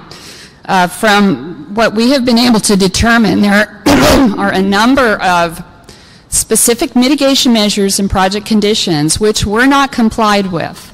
And we prepared detailed analysis of those conditions in March and submitted written comments, which we provided you a hard copy of last week. We then received the Planning Commission's determination, basically finding the project to be largely in compliance with these measures to be a concern, and we do not agree with this basic determination for certain key biological mitigation measures. But the greatest concern right now is we basically have mitigation land, 260 acres, 240 acres out there, which is not being managed pursuant to this approved long-term management plan that is part of our permit and part of the city's conditions. There have been occasional efforts on the part of the golf course to address problems at the site, but we're basically dealing with abandoned wildlife habitat, which was supposed to mitigate the development of a golf course. This habitat was supposed to be secured with fencing, posted with signs. A management entity was to take care of it. There were certain specific restoration activities that were to occur on specific pieces of ground on this mitigation land, and our review indicates that a number of these measures and activities just have not been undertaken. The dilemma we face as a responsible agency is that we rely on the City of Los Angeles as lead to ensure compliance with these conditions. And CEQA requires that there be an effective monitoring program that ensures compliance with project implementation measures, mitigation measures, etc. So that is why we prepared the input last March at the request of city planning to look at whether the original project was in compliance with a number of measures, and you have detailed information on that from us. We recommended several sort of subsequent actions in an attempt to kind of solve this issue. We have this abandoned site, we have the golf course operating under temporary permits. They've continued to operate without doing the things on the ground that are needed to address the mitigation and original agreements. And I would call your attention to, we received a memo just last week on the status of an endangered plant that is living on this mitigation land, or at least trying to. And as of a report by the golf course's consultants for this year, they found only one spine flower left at location 4. The area was significantly disturbed by piles of trash, active camping, excessive human use. They basically found the plant's bodies broken in parts and pieces, mingled with garbage and trash. Another site, there's been no plants there for at least 3 years, and that has been consistently reported as having trash, off-road vehicle issues. Numerous city streets terminate at the Eastern Preserve area, and I use preserve loosely. Again, these are mitigation acres that aren't preserved yet. There has been trespass, there has been encroachment by neighbors. The golf course themselves have done activities on mitigation land that has removed habitat that was supposed to have been protected. And therefore, we've registered our concerns here in this appeal, and we provided you with some recommendations that we hope could be adopted by the city to try to find a path to get this worked out. Ultimately, the transfer of the mitigation land to a public agency goes back to how are we going to pay to take care of the place. And the long-term management plan approved in this arbitration process creates a vision of how that would happen, but has no specifics. It does not say where you would put a fence. What would you make it out of? There's supposed to be signs. What should they say? There's supposed to be a manager. How many hours per week will they work? So it doesn't have an ability to be implemented. And so we can all stand here and argue that they're doing it or they're not doing it, but this plan was never approved by the department per Condition 10 of the city's conditions from 1998. And as a result, we are now challenged with how to actually get these things to happen on the ground. Okay, thank you, Ms. Meyer. Any questions from Ms. Meyer, Councilmember?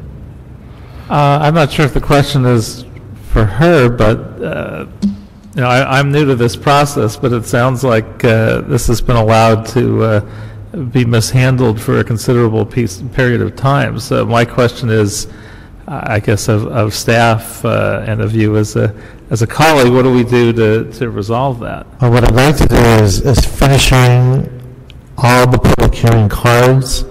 Then we'll ask the staff to come back, and if you can maybe write down some of your questions, then we can proceed that way. Because there's going to be different points of view that we're going to be listening to, and we need to assess based on the evidence that's presented to us. So we may come back to you and ask you to come back, and let us go through the process, and then we'll go from there. Sir, come on in.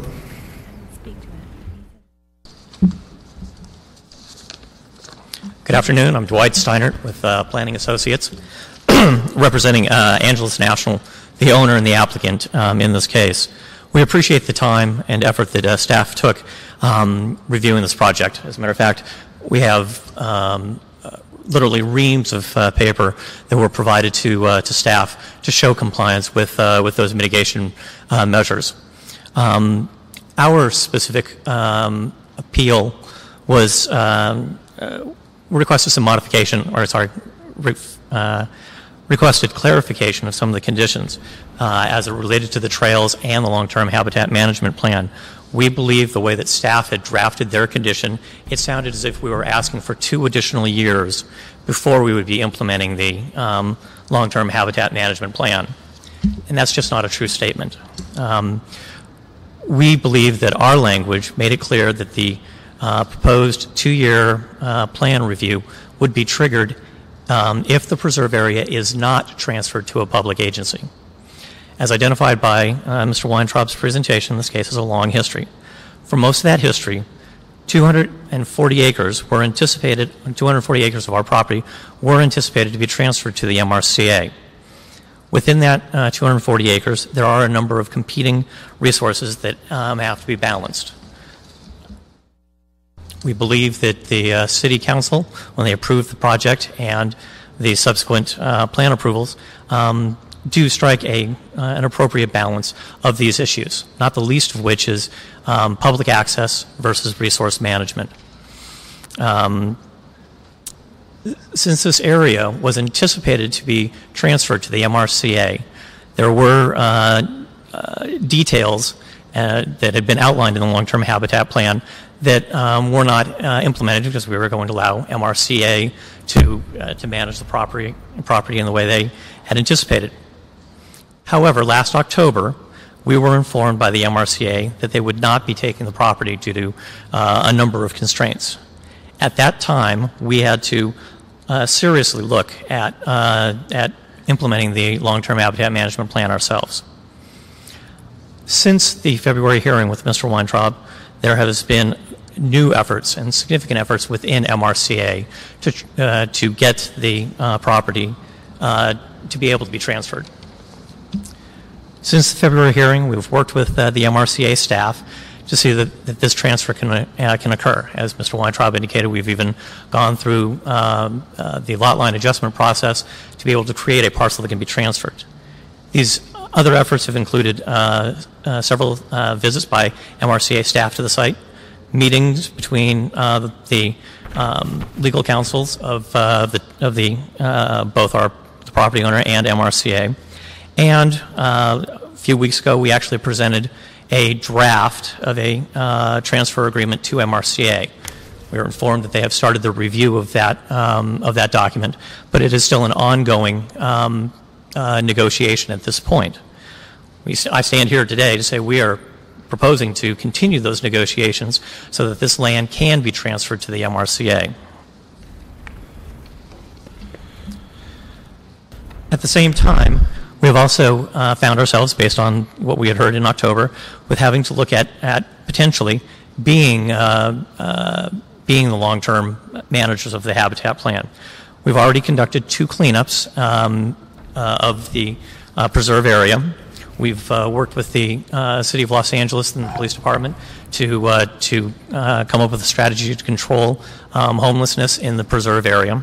And we have been working with the Department of Rec and Parks to develop a fencing strategy along our eastern property that works with a proposed equestrian staging area that the city is developing directly adjacent to us. So that there are a number of efforts that that are ongoing to show that we have not just abandoned the property. However, before we can do our transfer, we need to be able to comply with the regulatory requirements of the two conditions that Mr. Weintraub indicated. And so we are here today to request that we modify the language so that those trails can be developed in a manner that is consistent with the resource regulations on the property, and so that they can be dedicated to the city of Los Angeles, so that we can end up having that piece of that additional piece of our property taken care of. We would request that if you don't approve our modification of language, that you at least approve the staff's recommendation for those two conditions so that we can move forward. We would also request that you deny the Department of Fish and Game's appeal, because they're basically asking for an 11th hour new set of approvals for us to go through. I just want to indicate that we have two streambed alteration agreements with the department. We have another request for some habitat restoration that's been in their office for over 6 months that they have not commented back to us. We've had numerous meetings on the site where we have asked for specifics with regards to some of the issues that are raised in their appeal. And we have not gotten the information back from the department. So we find ourselves in a catch-22 of being told we're not complying with their recommendations, but not being told what their recommendations are. Okay. Thank you, Mr. Steiner. Well, let's just continue through the public comments, and then we'll come back to questions. Is there anyone else with either party of the appellants who wants to speak before I go any further? If not, we'll proceed. We have Mary Benson. I believe it's John Lane. Are you in the room? Come on up, sir. Come on up, ma'am. Mary Benson, John Lane, and then we'll have, I believe it's Bill Eek or Ick. I apologize. Good afternoon, ma'am. Councilmember Reyes, Mary Benson for Los Angeles Trails Project 11070, Sheldon Street, Sun Valley. This is about money. It costs to manage a habitat of 250 acres. The transfer problem is that even though the golf course enjoys the operation and reaps the benefits of the CEQA process that put the habitat as mitigation, they are not willing to fund, nor have they ever, in 3,650 days that the recommendation in the management plan says they're supposed to pick up trash and expel homeless. They've done it twice. I complained to the Department of Building and Safety and the neighborhood prosecutor or attorney that the trash and the homeless encampments were becoming such a public nuisance that the Department of Building and Safety issued an immediate corrective order under that status. The idea that this is being complied with, and a lot of the paperwork in the 2 boxes of documentation, the golf course is a simple statement. We have complied with this condition. Thank you, Ms. Benson. Thank you. John Lane? I'm John Lowy, L-A-U-E, yeah. I apologize. And I'm with the Sunland Tonga Neighborhood Council, but I'm speaking as a neighbor, and I'm kind of perplexed by the two sides in this debate, because I'm a user. I'm out there all the time. I run in the area, and I'd like to see the trails improved, and I think that the golf course has made some improvements in terms of picking up trash. What I don't want to see is an area, I mean, another gentleman talked about the balance between public access and preservation.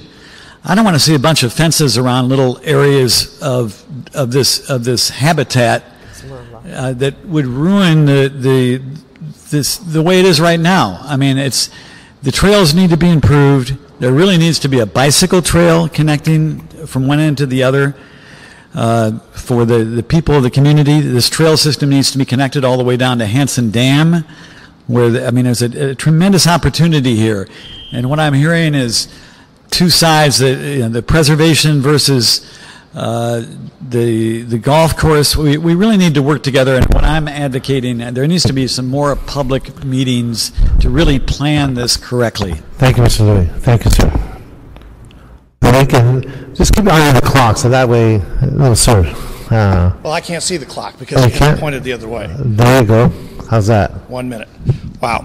Okay, Bill Ike, Shadow Hills Property Owners Association. This is the Tahunga Wash before cement. This project was approved 6 years ago. They've been playing golf for 6 years. They haven't complied with the conditions. The only reason they have temporary certificates of occupancy every 6 months. So you're asking what happens with the compliance? The Building and Safety Department just gives them temporary certificates, no compliance. The part about the dedication of the property, if you look at their proposed deeds, their deed says, oh, by the way, we'll give it to the Conservancy as long as the Conservancy doesn't say anything bad about our project ever again, number one. Number two, there's no subordination of the $7 million deed of trust on the property. So if it gets foreclosed on, possible, all this dedicated property goes away. Also, they say, by the way, we can go back on the dedicated property to go put our bulldozers in the event of the next flood, which they did 5 months after the first golf course opened because of the flood problems. This is an illusory attempt. Go ahead, finish. This is an illusory attempt to make this dedication. It's not. All of their efforts have been in the last 4 months since Mr. Weintraub got involved. Before that, they've had 5 years to remove the homeless, and to take care of this stuff and to do this. They haven't done it. This is just another effort. Thank you, sir. Thank you very much. Okay. Thank you. Mr. Kruger? Ma'am, did you fill out a card? Come on up. Ms. Kruger? Yes, my name is Electra Kruger. I'm a resident of Shadow Hills, and I do support the Fish and Game appeal.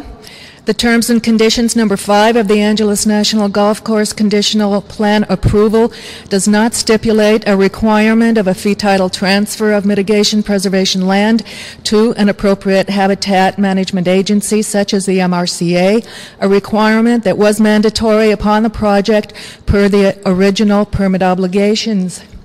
It does not even appear to require initiation of a long-term habitat management plan to run in perpetuity, but only to comply with a maintenance and management program for a period of about 2 years, after which habitat lands may never even be transferred to an appropriate habitat management agency. And the Angeles National Golf Course will receive its final certificate of occupancy, thereby totally disincentivizing it from ever fulfilling the ongoing preservation and habitat management requirements of their original permit. So basically, the plan approval condition number 5 must be modified to clearly delineate the requirement of preservation land fee title transfer. Thank you. Ms. Kruger. Ma'am, let's come on up and give us your name.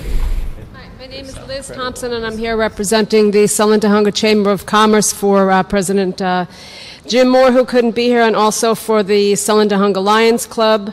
I'm also very involved in the newspaper, a local marketing consultant, et cetera, et cetera. I'm here just to voice our total support for the golf club. We think it's a wonderful place. The golf club has gotten very involved in the community. They recently became a sponsor of the Watermelon Festival. The newspaper, and until the golf course was built, there was no real venue in the whole area that was very professional, very, very pretty, where if you wanted to bring a business associate out, have any kind of a function, there was no place to go. The golf course is the answer to that, and we're just totally supportive, and we're thrilled that it's there, and it's a great new showpiece for the area. Thank you. Thank you, ma'am. I'm still going through the cards, so don't worry, folks. I'm still going through them.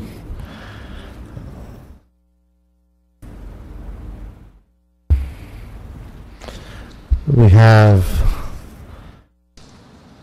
Christopher Stark, Andy Nakano, Paul Edelman. So, Christopher Stark, are you here? Not yet, but we might get there. How about Andy Nakano? All right. And Mr. Edelman. Honorable members, Paul Edelman, Chief of Natural Resources and Planning for the Mountains Recreation and Conservation Authority. For the scant 2 minutes, I urge you to continue this hearing for 30 to 60 days until we get this resolved. The facts are that the MRCA adopted a resolution authorizing accepting this land after 4 times canceling the meeting to work on details with the applicant. We have a handshake deal. We work with them. Nothing happened for the last 4 months. 6 days ago, they come up with a draft agreement that's worse than what we started with. Apparently, they wanted to get this land transferred by July. We feel like we're all tired that this was in poor faith to come up with the last second. We're no closer to where we were. I think this is really all about delay. They reduced the amount of money that they agreed to give us, the MRCA, for maintenance, hoisted on more loads. There's no mechanism to pay the MRCA. Things are in terrible condition. The city really needs to keep a grip on this applicant and not approve this item at this time. Maybe go forward with the appeal, but hold them in abeyance so that these conditions can be worked out to get the land dedicated to the MRCA.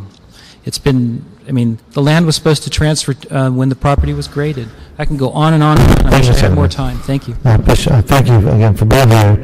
I don't see any other cards with us. And I just spoke with Mr. Thrush, and I have a lot of questions, and I'd like to Councilmember perhaps Koretz continue this item. I understand there aren't any real pressing deadlines, but I'd like to continue this item. There's much more information that has surfaced and given the fact that we don't have a council member elected there yet, that perhaps we can do the residents of District 2 more service if we can postpone this, continue this, I should say.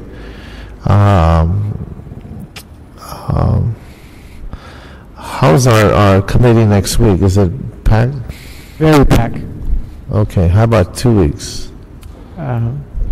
It's going to be a lot of appeals from now to the end of the year. I think August the 11th would be the closest. But even then, the matter could not be heard in council without a special meeting until September.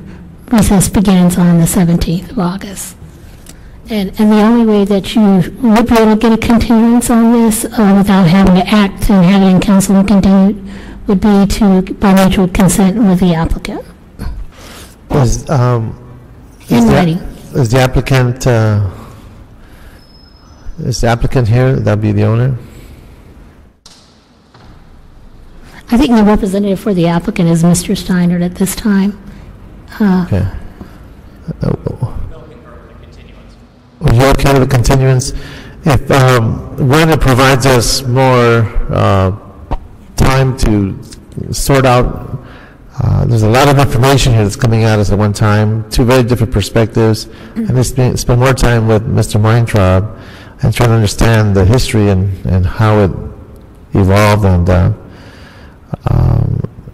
I feel more comfortable. We had the council member present, and if I can delay, at least allow that council member at least 2 weeks to get their feet wet and get into this case, I think you can sympathize with that, Mr. Koretz. I certainly can. I'm very concerned with what I've heard about how this preserve has been handled over time. So I certainly wouldn't be ready to vote for an approval of a project right now. Right. So since there are so many questions, so many issues, we don't have a council member yet. When is the election? September 22nd. So it is the 22nd. And there'll be a runoff, so it's going to be quite a while. Okay, well, let's do this. We'll give this a shot within the first 2 meetings when we come back in September. And then we'll just play it. We'll try to get to this as soon as we come into the condo. Is that okay? Council member, if I can make a suggestion, since we really don't know how long the council member is going to take to acclimate to the office in the particular item, I would suggest that if people would like to know the date, because typically what we do in committee, since it's a notice item, we announce the date in committee and in council. But working with the applicant and coming up with a date that we can schedule it in the council office, I can't post it on the internet and by the time the election's over and by the time they take office so that people will know what date it is. So to be clear, let's say we said the third week of September, that would be our target date? Yeah, if we said third week in September and the person hasn't taken office, I understand. Did you just say But that? at least, to me, let's target for the third week of September. Okay. Let's see what happens on that day. Okay. And if we continue it again, and if it's allowed by the applicant, we will, and by that time, we should have a better idea of who, of a council member in that seat. So that way we don't wait too long. I don't want to keep the parties waiting too long. So let's. I don't remember the exact dates, but I guess would the runoff election be in November? Probably. So I don't want to wait that long. So let's shoot for the third week of September, and we'll take an action there. Or we might not, I mean, depending on how the issues are resolved. It gives us time to meet with Mr. Weintraub. It'll give me time to meet with the different parties and work this through. Because you're right, there's a lot of issues here, and there's a lot of inconsistencies, and I just need to kind of sift through all this. If you mean to go to that, Councilman Koretz? So let's shoot for the third week of September. No, I won't get to vote on it because I'll be on a different committee, but I'm sure the committee as it's configured will handle it well. We'll do our best. In order for council not to lose jurisdiction, though, it has to be in writing. So what I was shooting for in terms of what I was suggesting is something that would be more tangible for the applicant to agree to. But if he's willing to leave it open-ended till the end of the year or till October, he can, if he will consent to that continuance in writing so that the council doesn't lose jurisdiction. Because council's last day to act is August the 14th. Okay. Now, can we get that in writing? Yes. Can we get that to you from us? What did he say? He said yes. Okay. So we'll get that in writing, and if you let me know if we don't. Thank you. Okay. So we'll continue this item, and we'll kind of plow through the issues, and we'll try to get to a place where we can give this a more thorough review. Okay. That being said, what's the next item, Roberto? That would be item 11, council members. It's an appeal by Juan Manuel Ochoa, and he's appealing the action of the East LA APC, which granted a variance, and it's for the addition and the conversion of an existing residential dwelling into a restaurant space in CD 14. Okay. Thank you, sir. Good afternoon, committee members. I'm Larry Friedman, Associate Zoning Administrator. This matter involves an aggrieved party appeal of the decision by the East LA Area Planning Commission, which affirmed the granting of a zone variance to permit the renovation and conversion of two buildings on a PF, that is Public Facilities Zone site, for use as a family-style Mexican restaurant. The variance also granted authority to permit the sale and dispensing of beer and wine for on-site consumption in conjunction with the restaurant. The property itself is privately owned. It had once been commercially zoned until a large part of the area was rezoned to the PF zone under the Northeast LA Community Plan revision. That rezoning created a practical difficulty in that the PF zoning classification is not consistent with the commercial and residential uses of large number of properties which have been developed in that manner since the early 1900s. Such is the case with this property, which was first developed with a commercial store in 1927, later became a bar. The restaurant itself, as proposed, would occupy the ground floor of a renovated building and contain approximately 3,000 square feet of floor area. There would be seating for up to 80 patrons. No outdoor seating is requested, nor is it allowed in the variance approval. The same applies to live entertainment, dancing, karaoke, DJ, pool tables, game machines, etc. None of those were requested or are they allowed by the variance approval. There will be on-site parking for 23 vehicles. And with the required valet parking service, the parking lot will be able to accommodate up to 41 vehicles. The property itself is located within the Eastside State Enterprise Zone, which offers a reduced parking incentive at 2 spaces per 1,000 square feet of restaurant or commercial floor area. Provided parking far exceeds that minimum requirement, and with the valet service, will even exceed the citywide code requirement of 1 space for every 100 square feet of restaurant floor area. As approved, the valet parking service will be provided daily during peak breakfast, lunch, and dinner periods, when patronage is expected to be in excess of 50% seating capacity. The approved operating hours for the restaurant are 8 a.m. to 10 p.m. Sunday through Thursday, and from 8 a.m. to 12 midnight Friday and Saturday. The appellant, who resides adjacent to the site, contends that the restaurant will create noise and air pollution from cars going in and out of the parking lot.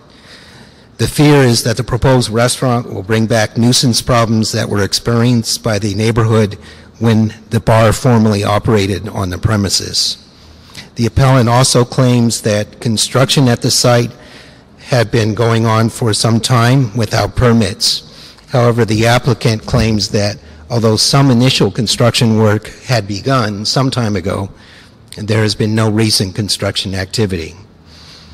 The East LA APC modified some of the conditions of approval, including requiring the construction of a sound attenuation wall along the westerly property line that separates the proposed restaurant building from the appellant's property to the west.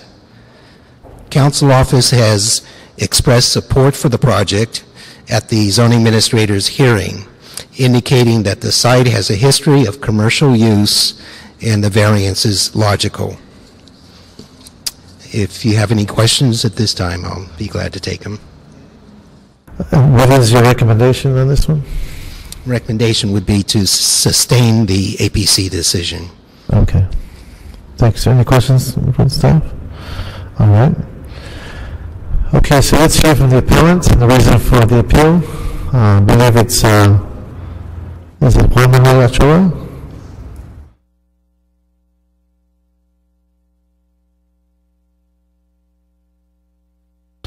You are the appellant, sir? Yes. Okay. Yes. Good afternoon, City Council. Thank you for listening to me. My name is Juan Manuel Ochoa. I live at 5411 North Huntington Drive, Los Angeles, California. I've been a resident of the area for 30 years. I've lived at that property for 31 years. And this restaurant will only bring the same problems we had when it was a bar. Like I said, I've been a resident for 30 years. The sale of beer and wine will only bring the problems back. It leads to domestic violence. The hours of operation are too early and too late. Kids walk to and from schools right there. There's a Head Start program across the street. There's an elementary school, and all the kids walk through there. We have problems with cars racing through that street. Allowing people to drink throughout the day at the restaurant will only put those people back on our streets, racing, and create problems. There's, as far as the construction, there's been construction going on since September. He was told in the August hearing not to start anything, yet he gutted the wall at 5417 and installed a 40-foot I-beam, which I have pictures of when he was doing it, without the permission of building and safety. There was no consideration as far, he didn't do no survey as far was there lead-based paint when he gutted that wall. If you check with building and safety, with the inspector is John Polokosky, he knows exactly what has been going on. There's been a lot of construction work. Sure, he stopped within the last 2 months, but before that, after he was told, he continued to work on the property with total disregard to what the city had told him to do. So he's already in violation according to some of the things that are in the proposal. I'm sorry I'm the only one here. There's a lot of people that are concerned over it. They just couldn't make it here. I happen to live right next door.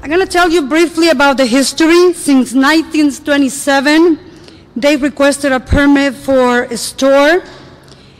1953 for liquor store. 1964, a store addition. And back in 1953, when they requested it for a bar, there also was a liquor store, cocktail bar, house, and garage. And in the 1990s, this was recognized as a restaurant fast food. The proposed project is not a cantina, it's not for a bar, it's a family restaurant, which will be operated by the owners. And this is going to be a beautiful project, good for the community. It's going to bring employment. This is a project that is being guided through the council district. And we appreciate their guidance to work with us with the design. We have With the council office? The office? Council District 14, yes. Right, okay. Neighborhood Council, we work hand in hand with the Land Use Committee for the design. And to answer back Mr. Ochoa on the parking situation, that was one of the issues on the Land Use Committee. We addressed that issue. We are going to demo a residential in order to accommodate parking. We're going to have a valet parking. We're not doing valet on the street. We're going to accommodate it in the lot. Let me tell you briefly about the existing structure. This is the existing restaurant right here. This portion is right here. This is a single family dwelling, which in the 90s they pulled a permit, but they didn't finish it to become a beauty salon. So it still remains as a residence. This portion here, and this is the existing restaurant, which you see here, will become part of the restaurant with this addition, the new addition that Mr. Freeman went over the numbers. So do we want this kind of looking in the neighborhood, or do we want this coming up project to the neighborhood, which will bring employment, will beautify the community? Council District is looking into to develop Huntington Drive. And here we have a property owner who has worked all his entire life and now is bringing his entire family to create this restaurant. With this economy, he's still willing to invest and bring this up. Okay. You have several speaker cards here, and I'll go through the list, and we'll give them 1 minute each. Do you want to conclude your presentation? Yes, briefly. Councilmember El Reyes and Councilmember Paul Koretz, we respectfully request denial of the appeal and sustain the decision of the zoning administrator and the East LA Area Planning Commission that they support this project. Okay. Thank you. Thank you very much. We do have several speaker cards, and I was going through them. I just saw Sergeant Jimmy Provencio, then we have our District 14 Representative Tara Devine. Tara, would you like to speak last, or? Okay. And Sergeant, you would like to speak now? Sergeant Jimmy Provencio, representing Hollenbeck area, Vice Section. And basically, Mr. Chairman, our only concern here is granting the zone variance is leading into the sales of beer and wine at the location, which will be adding to another 249 ABC licenses in the Hollenbeck area. In addition to what the gentleman said, adding to the problems created by alcohol-related issues, domestic violence, GTAs, thefts. Right. But in all fairness, there are many more liquor stores than there are restaurants in the area, if I recall. Yes, in all fairness, yes. Okay. So I just want to make sure the image is how it is there, because I used to live in House Reno some time back in another life, and I do know there's a lot of liquor stores in that area. and not as many eateries, sit-down family restaurants. But I just want to put it in perspective. Yes. Yes, yes. Okay. Anything else you'd like to add, Sergeant? I'm sorry? Anything else No, you would like to that add? was our main issue right there. I appreciate that very much. Yeah, thank you. Thank you, sir. Any questions for the Sergeant? Okay. All right, so we have several cards. We have Socorro Arredondo. You'd like to come on up? Good afternoon, council members. Good afternoon. I'm the son of the owner of the project. I'm here because it makes talk about stress. Mr. Ochoa, we've been feeling stress as well, and I'm trying to understand your point of view. Just speak to us. Oh, I'm sorry. Yes, I'm sorry. And it seems like he's just afraid of change. But it's going to be a good change. I want him to understand that. I mean, he's the same owner. We're the kids. We're trying to make the nice restaurant right there. It's not something we're trying to. It's the same people that he knows. He's been there 30 years. My father has owned the property like 20 years. I believe 20 years, something like that. So he knows them already.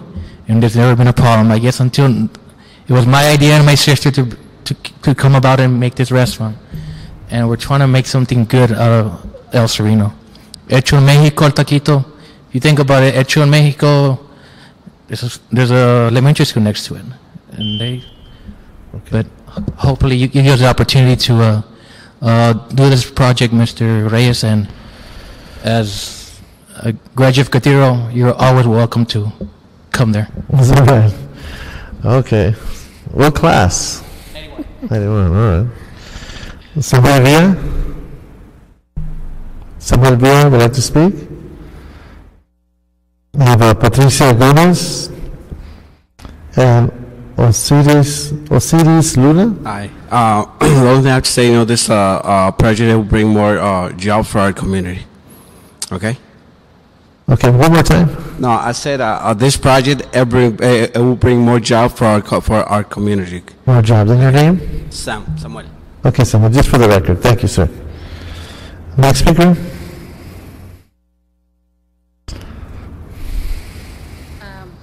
Good afternoon. Patricia Gomez. I'm the daughter of Socorro Gonzalez Arredondo, owner of the property. I've been a waitress for 14 years. I put myself through culinary school. I just graduated in December. I'm actually doing very well in the business. And I've been waitressing for 14 years for somebody else, and I totally believe that this is my chance to help my father and my brother make this restaurant a really great place to work, because I have the experience as a waiter to keep people in control. If there's beer and wine, whatever license we're going to get, hopefully.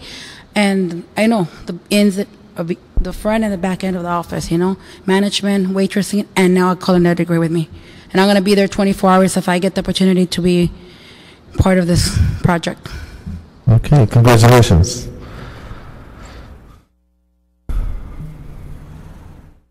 Hello, my name is Osiris Luna. I live in 4210 Lowell Avenue.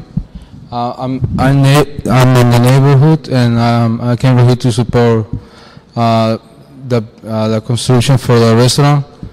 I think it's a very good idea, because there is no restaurants close to the neighborhood. We have to walk very far from the place where I live, and I just want to say came here to do my support. Hello. Thank you. Thank you. Thank you, sir. Francisco Rojo. And then we have Fidencio Celio. Good afternoon, sir. My name is Francisco Rojo. I live at 4227. Just what? Sorry, I'm kind of nervous here. That's okay. Take a deep breath. I think the restaurant will bring more jobs to the community, and for the violence, there's violence everywhere. That's all I have to say. Okay. Thank you, sir. Okay. Thank you for taking the time. Fidencio Celio, then we have Isabel Rojas Mejia, and then we have Juan Rondon. Buenas tardes. Buenas tardes. Mi nombre es Fidencio Celio.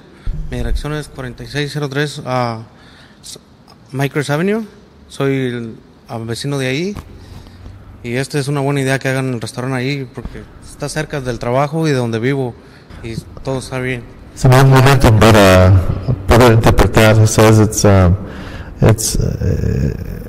una vez más, ¿qué dijiste? Que está bien allí el restaurante es algo cerca en donde vivo y donde trabajo. It's a good idea for a restaurant because near where he lives and it'll be close to for him to get to work. Yeah.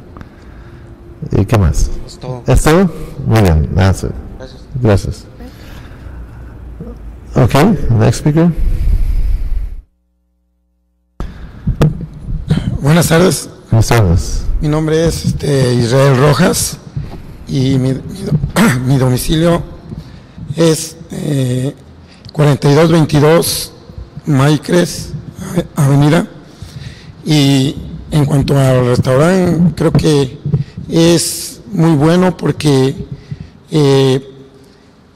nosotros como ciudadanos, pues ahí nos trae muchos beneficios, porque comodidades a la vez también, porque nos queda cerca, vivimos cerca, podemos llevar a la familia a disfrutar de un buen platillo, y también para es bueno porque va a producir empleos. Es lo que puedo comentar. Okay, gracias, señor. Just briefly, he says that it's a great idea to have a restaurant. He'll be living near where he works, a place to bring the family, and it'll create jobs. Okay, that's Juan Mondon. Then we have Georgina Velasco. Georgina, are you still here? Yeah, come on up. Okay, she's Diana Reyes. Then we have Ricardo Gomez. Good afternoon, Councilman. I am Georgina Velasco, and I reside at 118 West Mission Road in San Gabriel, California. I am here in I totally support the Mexican restaurant project. I believe to be a great asset to the community of East LA and also a source of many new jobs. I don't live in West LA. I live in, close to Pasadena, Alhambra, and I will definitely bring my family to eat at this beautiful, delicious place. Okay. Thank you. Thank you very much. Okay, Ricardo Gomez. Then we have it's Socorro Arredondo again. I'm assuming it's senior. Good afternoon, distinguished members of this panel and public in general. My name is Ricardo Gomez, 2668 Newell Street, Los Angeles. I'm here against the appellate and in full support of the Arredondo family for basically two simple facts. It's bringing in progress, jobs, and an alternative to improve their neighborhoods. Anyone in their right mind that is seeing what the process of economic reforms that are going into the country cannot deny the fact that a newly created business in times of these hardships brings nothing but progress and a move forward. We should all support this kind of a small business. In addition, I'm very aware that a lot of my friends, the Arredondo family, the young generation are here, give them a chance to do and achieve their American dream. Plus, I don't think they're the kind of people who will allow at all any hoodlums to take over their business. Family-oriented business has proven to be as successful. I like to remind everyone how the Ralph Market industry began. One small step for business and a great move forward into the future. I would like to respectfully request the members of this panel to repeat my statement in Spanish, if at all possible, for those who don't understand English. Okay. Can I say it in Spanish? Well, I won't volunteer. My Spanish is pretty rusty. So Go leave for it. it up to you. Give it a shot, Paul. Come on. All right. Why don't you do it very briefly? Give us the short version. Ok, estoy aquí respaldando a la familia Arredondo porque pienso que todo movimiento de empresario mejora los vecindarios. En momentos de crisis financiera creo que sería una gran adición y un paso hacia el futuro. Pequeño, pero ayuda a mejorar el sistema financiero norteamericano y el de todos nosotros. Además, no pienso que, sinceramente, son ningún problema. Los hermanos Arredondo, la generación joven, merecen una oportunidad para hacer su sueño americano. Y no creo que vayan a permitir que ningún tipo de elementos indeseables arruine un negocio familiar. Muy bien dicho. Thank you, gentlemen, ladies, public in general. Thank you, sir. Socorro Arredondo, if you'd like to speak. Then we have Socorro Godinez.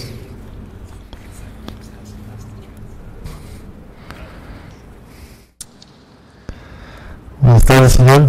Buenas tardes, señor concejal. Pues yo no hablo inglés y es un problema para mí, pero lo único que quiero pedir es que si me dan oportunidad de que yo siga con mi proyecto. Okay, he says he doesn't speak English. It is a problem for him, but he does want the opportunity to continue with this project. ¿Está bien, señor? Gracias. Muy bien. Gracias. Gracias a usted. Okay, Socorro Godinez. Hi, Councilman. I'm here to support the Arredondo family. I would be really, really happy if you guys would give them the permit to open a restaurant. We live just down the street. My job is 24/7, but sometimes I'm going home late and I want to get a bite to eat, and that's on the way down to the house, and that would be just really, really great for my benefit and for everybody's benefit. And I think it would work out really, really great. So you live down the street? Yes.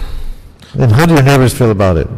Oh, they're great. They're great neighbors. I mean, they have their shop down the street. No, your neighbors. How do your neighbors feel about the restaurant? Oh, they think it would work out great because it's down the street. I mean, it's a half a block away, and it would just, you could go on walking distance to go get your bite to eat, or I could just, drive on the way in and home. Okay. Thank you, sir. Luis Alfonso Sánchez Bravo, Ernesto Castañeda, and Maribel Castañeda. Buenas tardes. Good afternoon. Sí, buenas tardes. Mi nombre es Luis Alfonso Sánchez. Yo vivo en el 4227 Micros Avenue. Yo vengo a apoyar a este proyecto porque yo pienso que es un buen beneficio como tanto para empleos. Pues yo creo que podría haber algo diferente sobre esa área. Normalmente hay Jack, McDonald's, y en sí no, a veces es muy bueno todo eso. No hay nada como comer algo que se prepare en ese momento. Okay. Y aparte de eso, pues yo creo que sería buena oportunidad de empleo. Actualmente yo tengo 2 semanas sin empleo y espero un empleo ahí, entonces no creo que sea bueno colectar dinero. Esa sería otra muy buena oportunidad para obtener un empleo. Okay. Just briefly saying that the Bishop have the great benefit of creating jobs. He does have family who need jobs, and it'd be a big asset for the community, and he supports the project. Gracias, señor. I am going to be losing quorum very soon. I still have several cards. I'd like to make a decision today. So I know there are several other folks who wanted to speak. And I read your names into the record. It sounds like, well, you've indicated here that you oppose the appeal. So you have Luis Alfonso Sánchez Bravo, who just spoke, Ernesto Castañeda, Maribel Castañeda, Carolina Abrega Peñera, and Steve Kim. So all of you who are here to support the restaurant, can you stand, please? Las personas que están aquí para apoyar, lo que me está pasando es que voy a perder el comité y quisiera hacer una decisión ahora. So, para poder hacer una decisión más rápido, le estoy preguntando si se pueden parar para demostrar el apoyo para este proyecto, porque puede ver el señor concejal quién está apoyando para seguir con el proceso. Entonces, I want to thank you. Gracias por estar aquí. No voy a llamar a las demás personas porque quiero hacer una decisión más pronto posible. Con más paciencia, muchas gracias. So please have a seat. So let's just allow for Ms. Tara Devine to come on up from the district office, and then we can make a decision, and we'll have a discussion, then we'll make a decision. Good afternoon, Councilmember Reyes, Councilmember Koretz.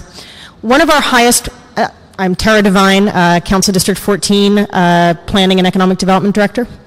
One of our highest priorities in El Sereno is the revitalization of Huntington Drive as a vibrant commercial corridor. We currently experience tremendous retail leakage to neighboring cities because we lack sufficient number and variety of retail and dining establishments. El Sereno has repeatedly asked for our help in attracting new amenities to Huntington Drive. This project exemplifies one of the uses we most seek to encourage: family-owned, sit-down restaurants. Our office has been involved in this project for some time. The applicant reached out to our office early in the process. We worked with the applicant to create very careful and thorough conditions for this project, and we gave special attention to mitigating any possible impacts for neighbors. We worked on parking, design, hours of operation, etc. I can enumerate those conditions in detail if and only if the committee wishes to hear them. My staff has had numerous conversations with the appellant, who is a neighbor to the west of the project.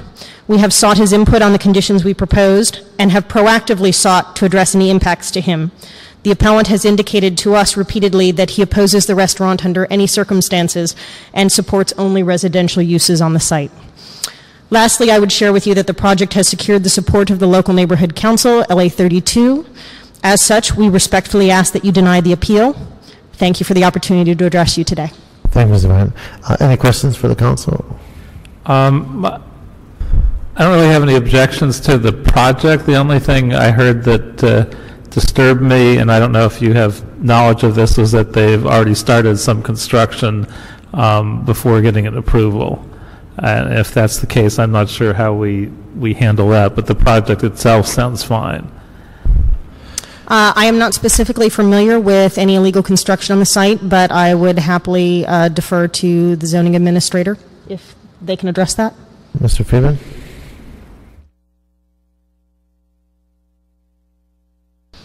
Larry Friedman. This issue came up at the Area Planning Commission meeting as well.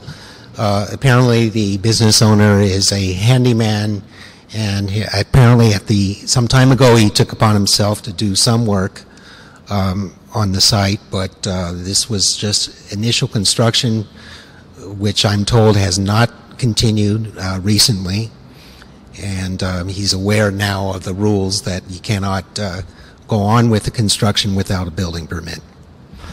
Okay, I always smile because I know folks who like to work with their hands kind of make decisions, start doing things, and not aware of the different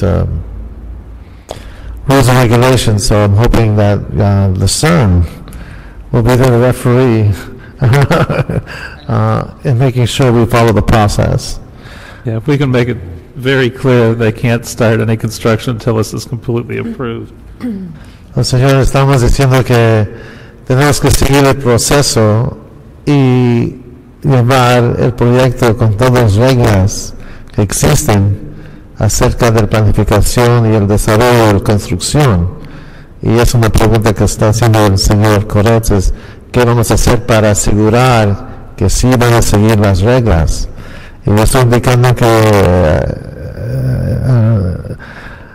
el que graduó de catedral va a ayudar con las reglas para poder apoyar este proceso de manera propia acerca de la construcción. I just said that you raised a concern about following the rules, and that we hope his son will make sure that he follows the regulations according to both building and safety and planning. Okay, with that, I'd move that we deny the appeal and approve the project. And I'll second that motion. So I'll go ahead and deny the appeal and allow for the restaurant. And when would this be in council, Barbara? August the 4th. August 4th. Okay. So that will be the action of this committee. Thank you, Mr. Friedman. Anything else, Roberto? Actually, there's item 12, which is the director's report, and then there's a closed session item from the city attorney, a settlement discussion. Okay, can we do this, can we continue the closed session item, or is it time sensitive? It's time, Terry Cobb from Mesilla City Attorney's Office, it's time sensitive because the, some of the terms of the proposed settlement were supposed to start already. We want to make sure that everybody that is intended to benefit, and if the council settles, gets that benefit. So we're concerned, and we've got an upcoming court date in beginning of August. Sorry?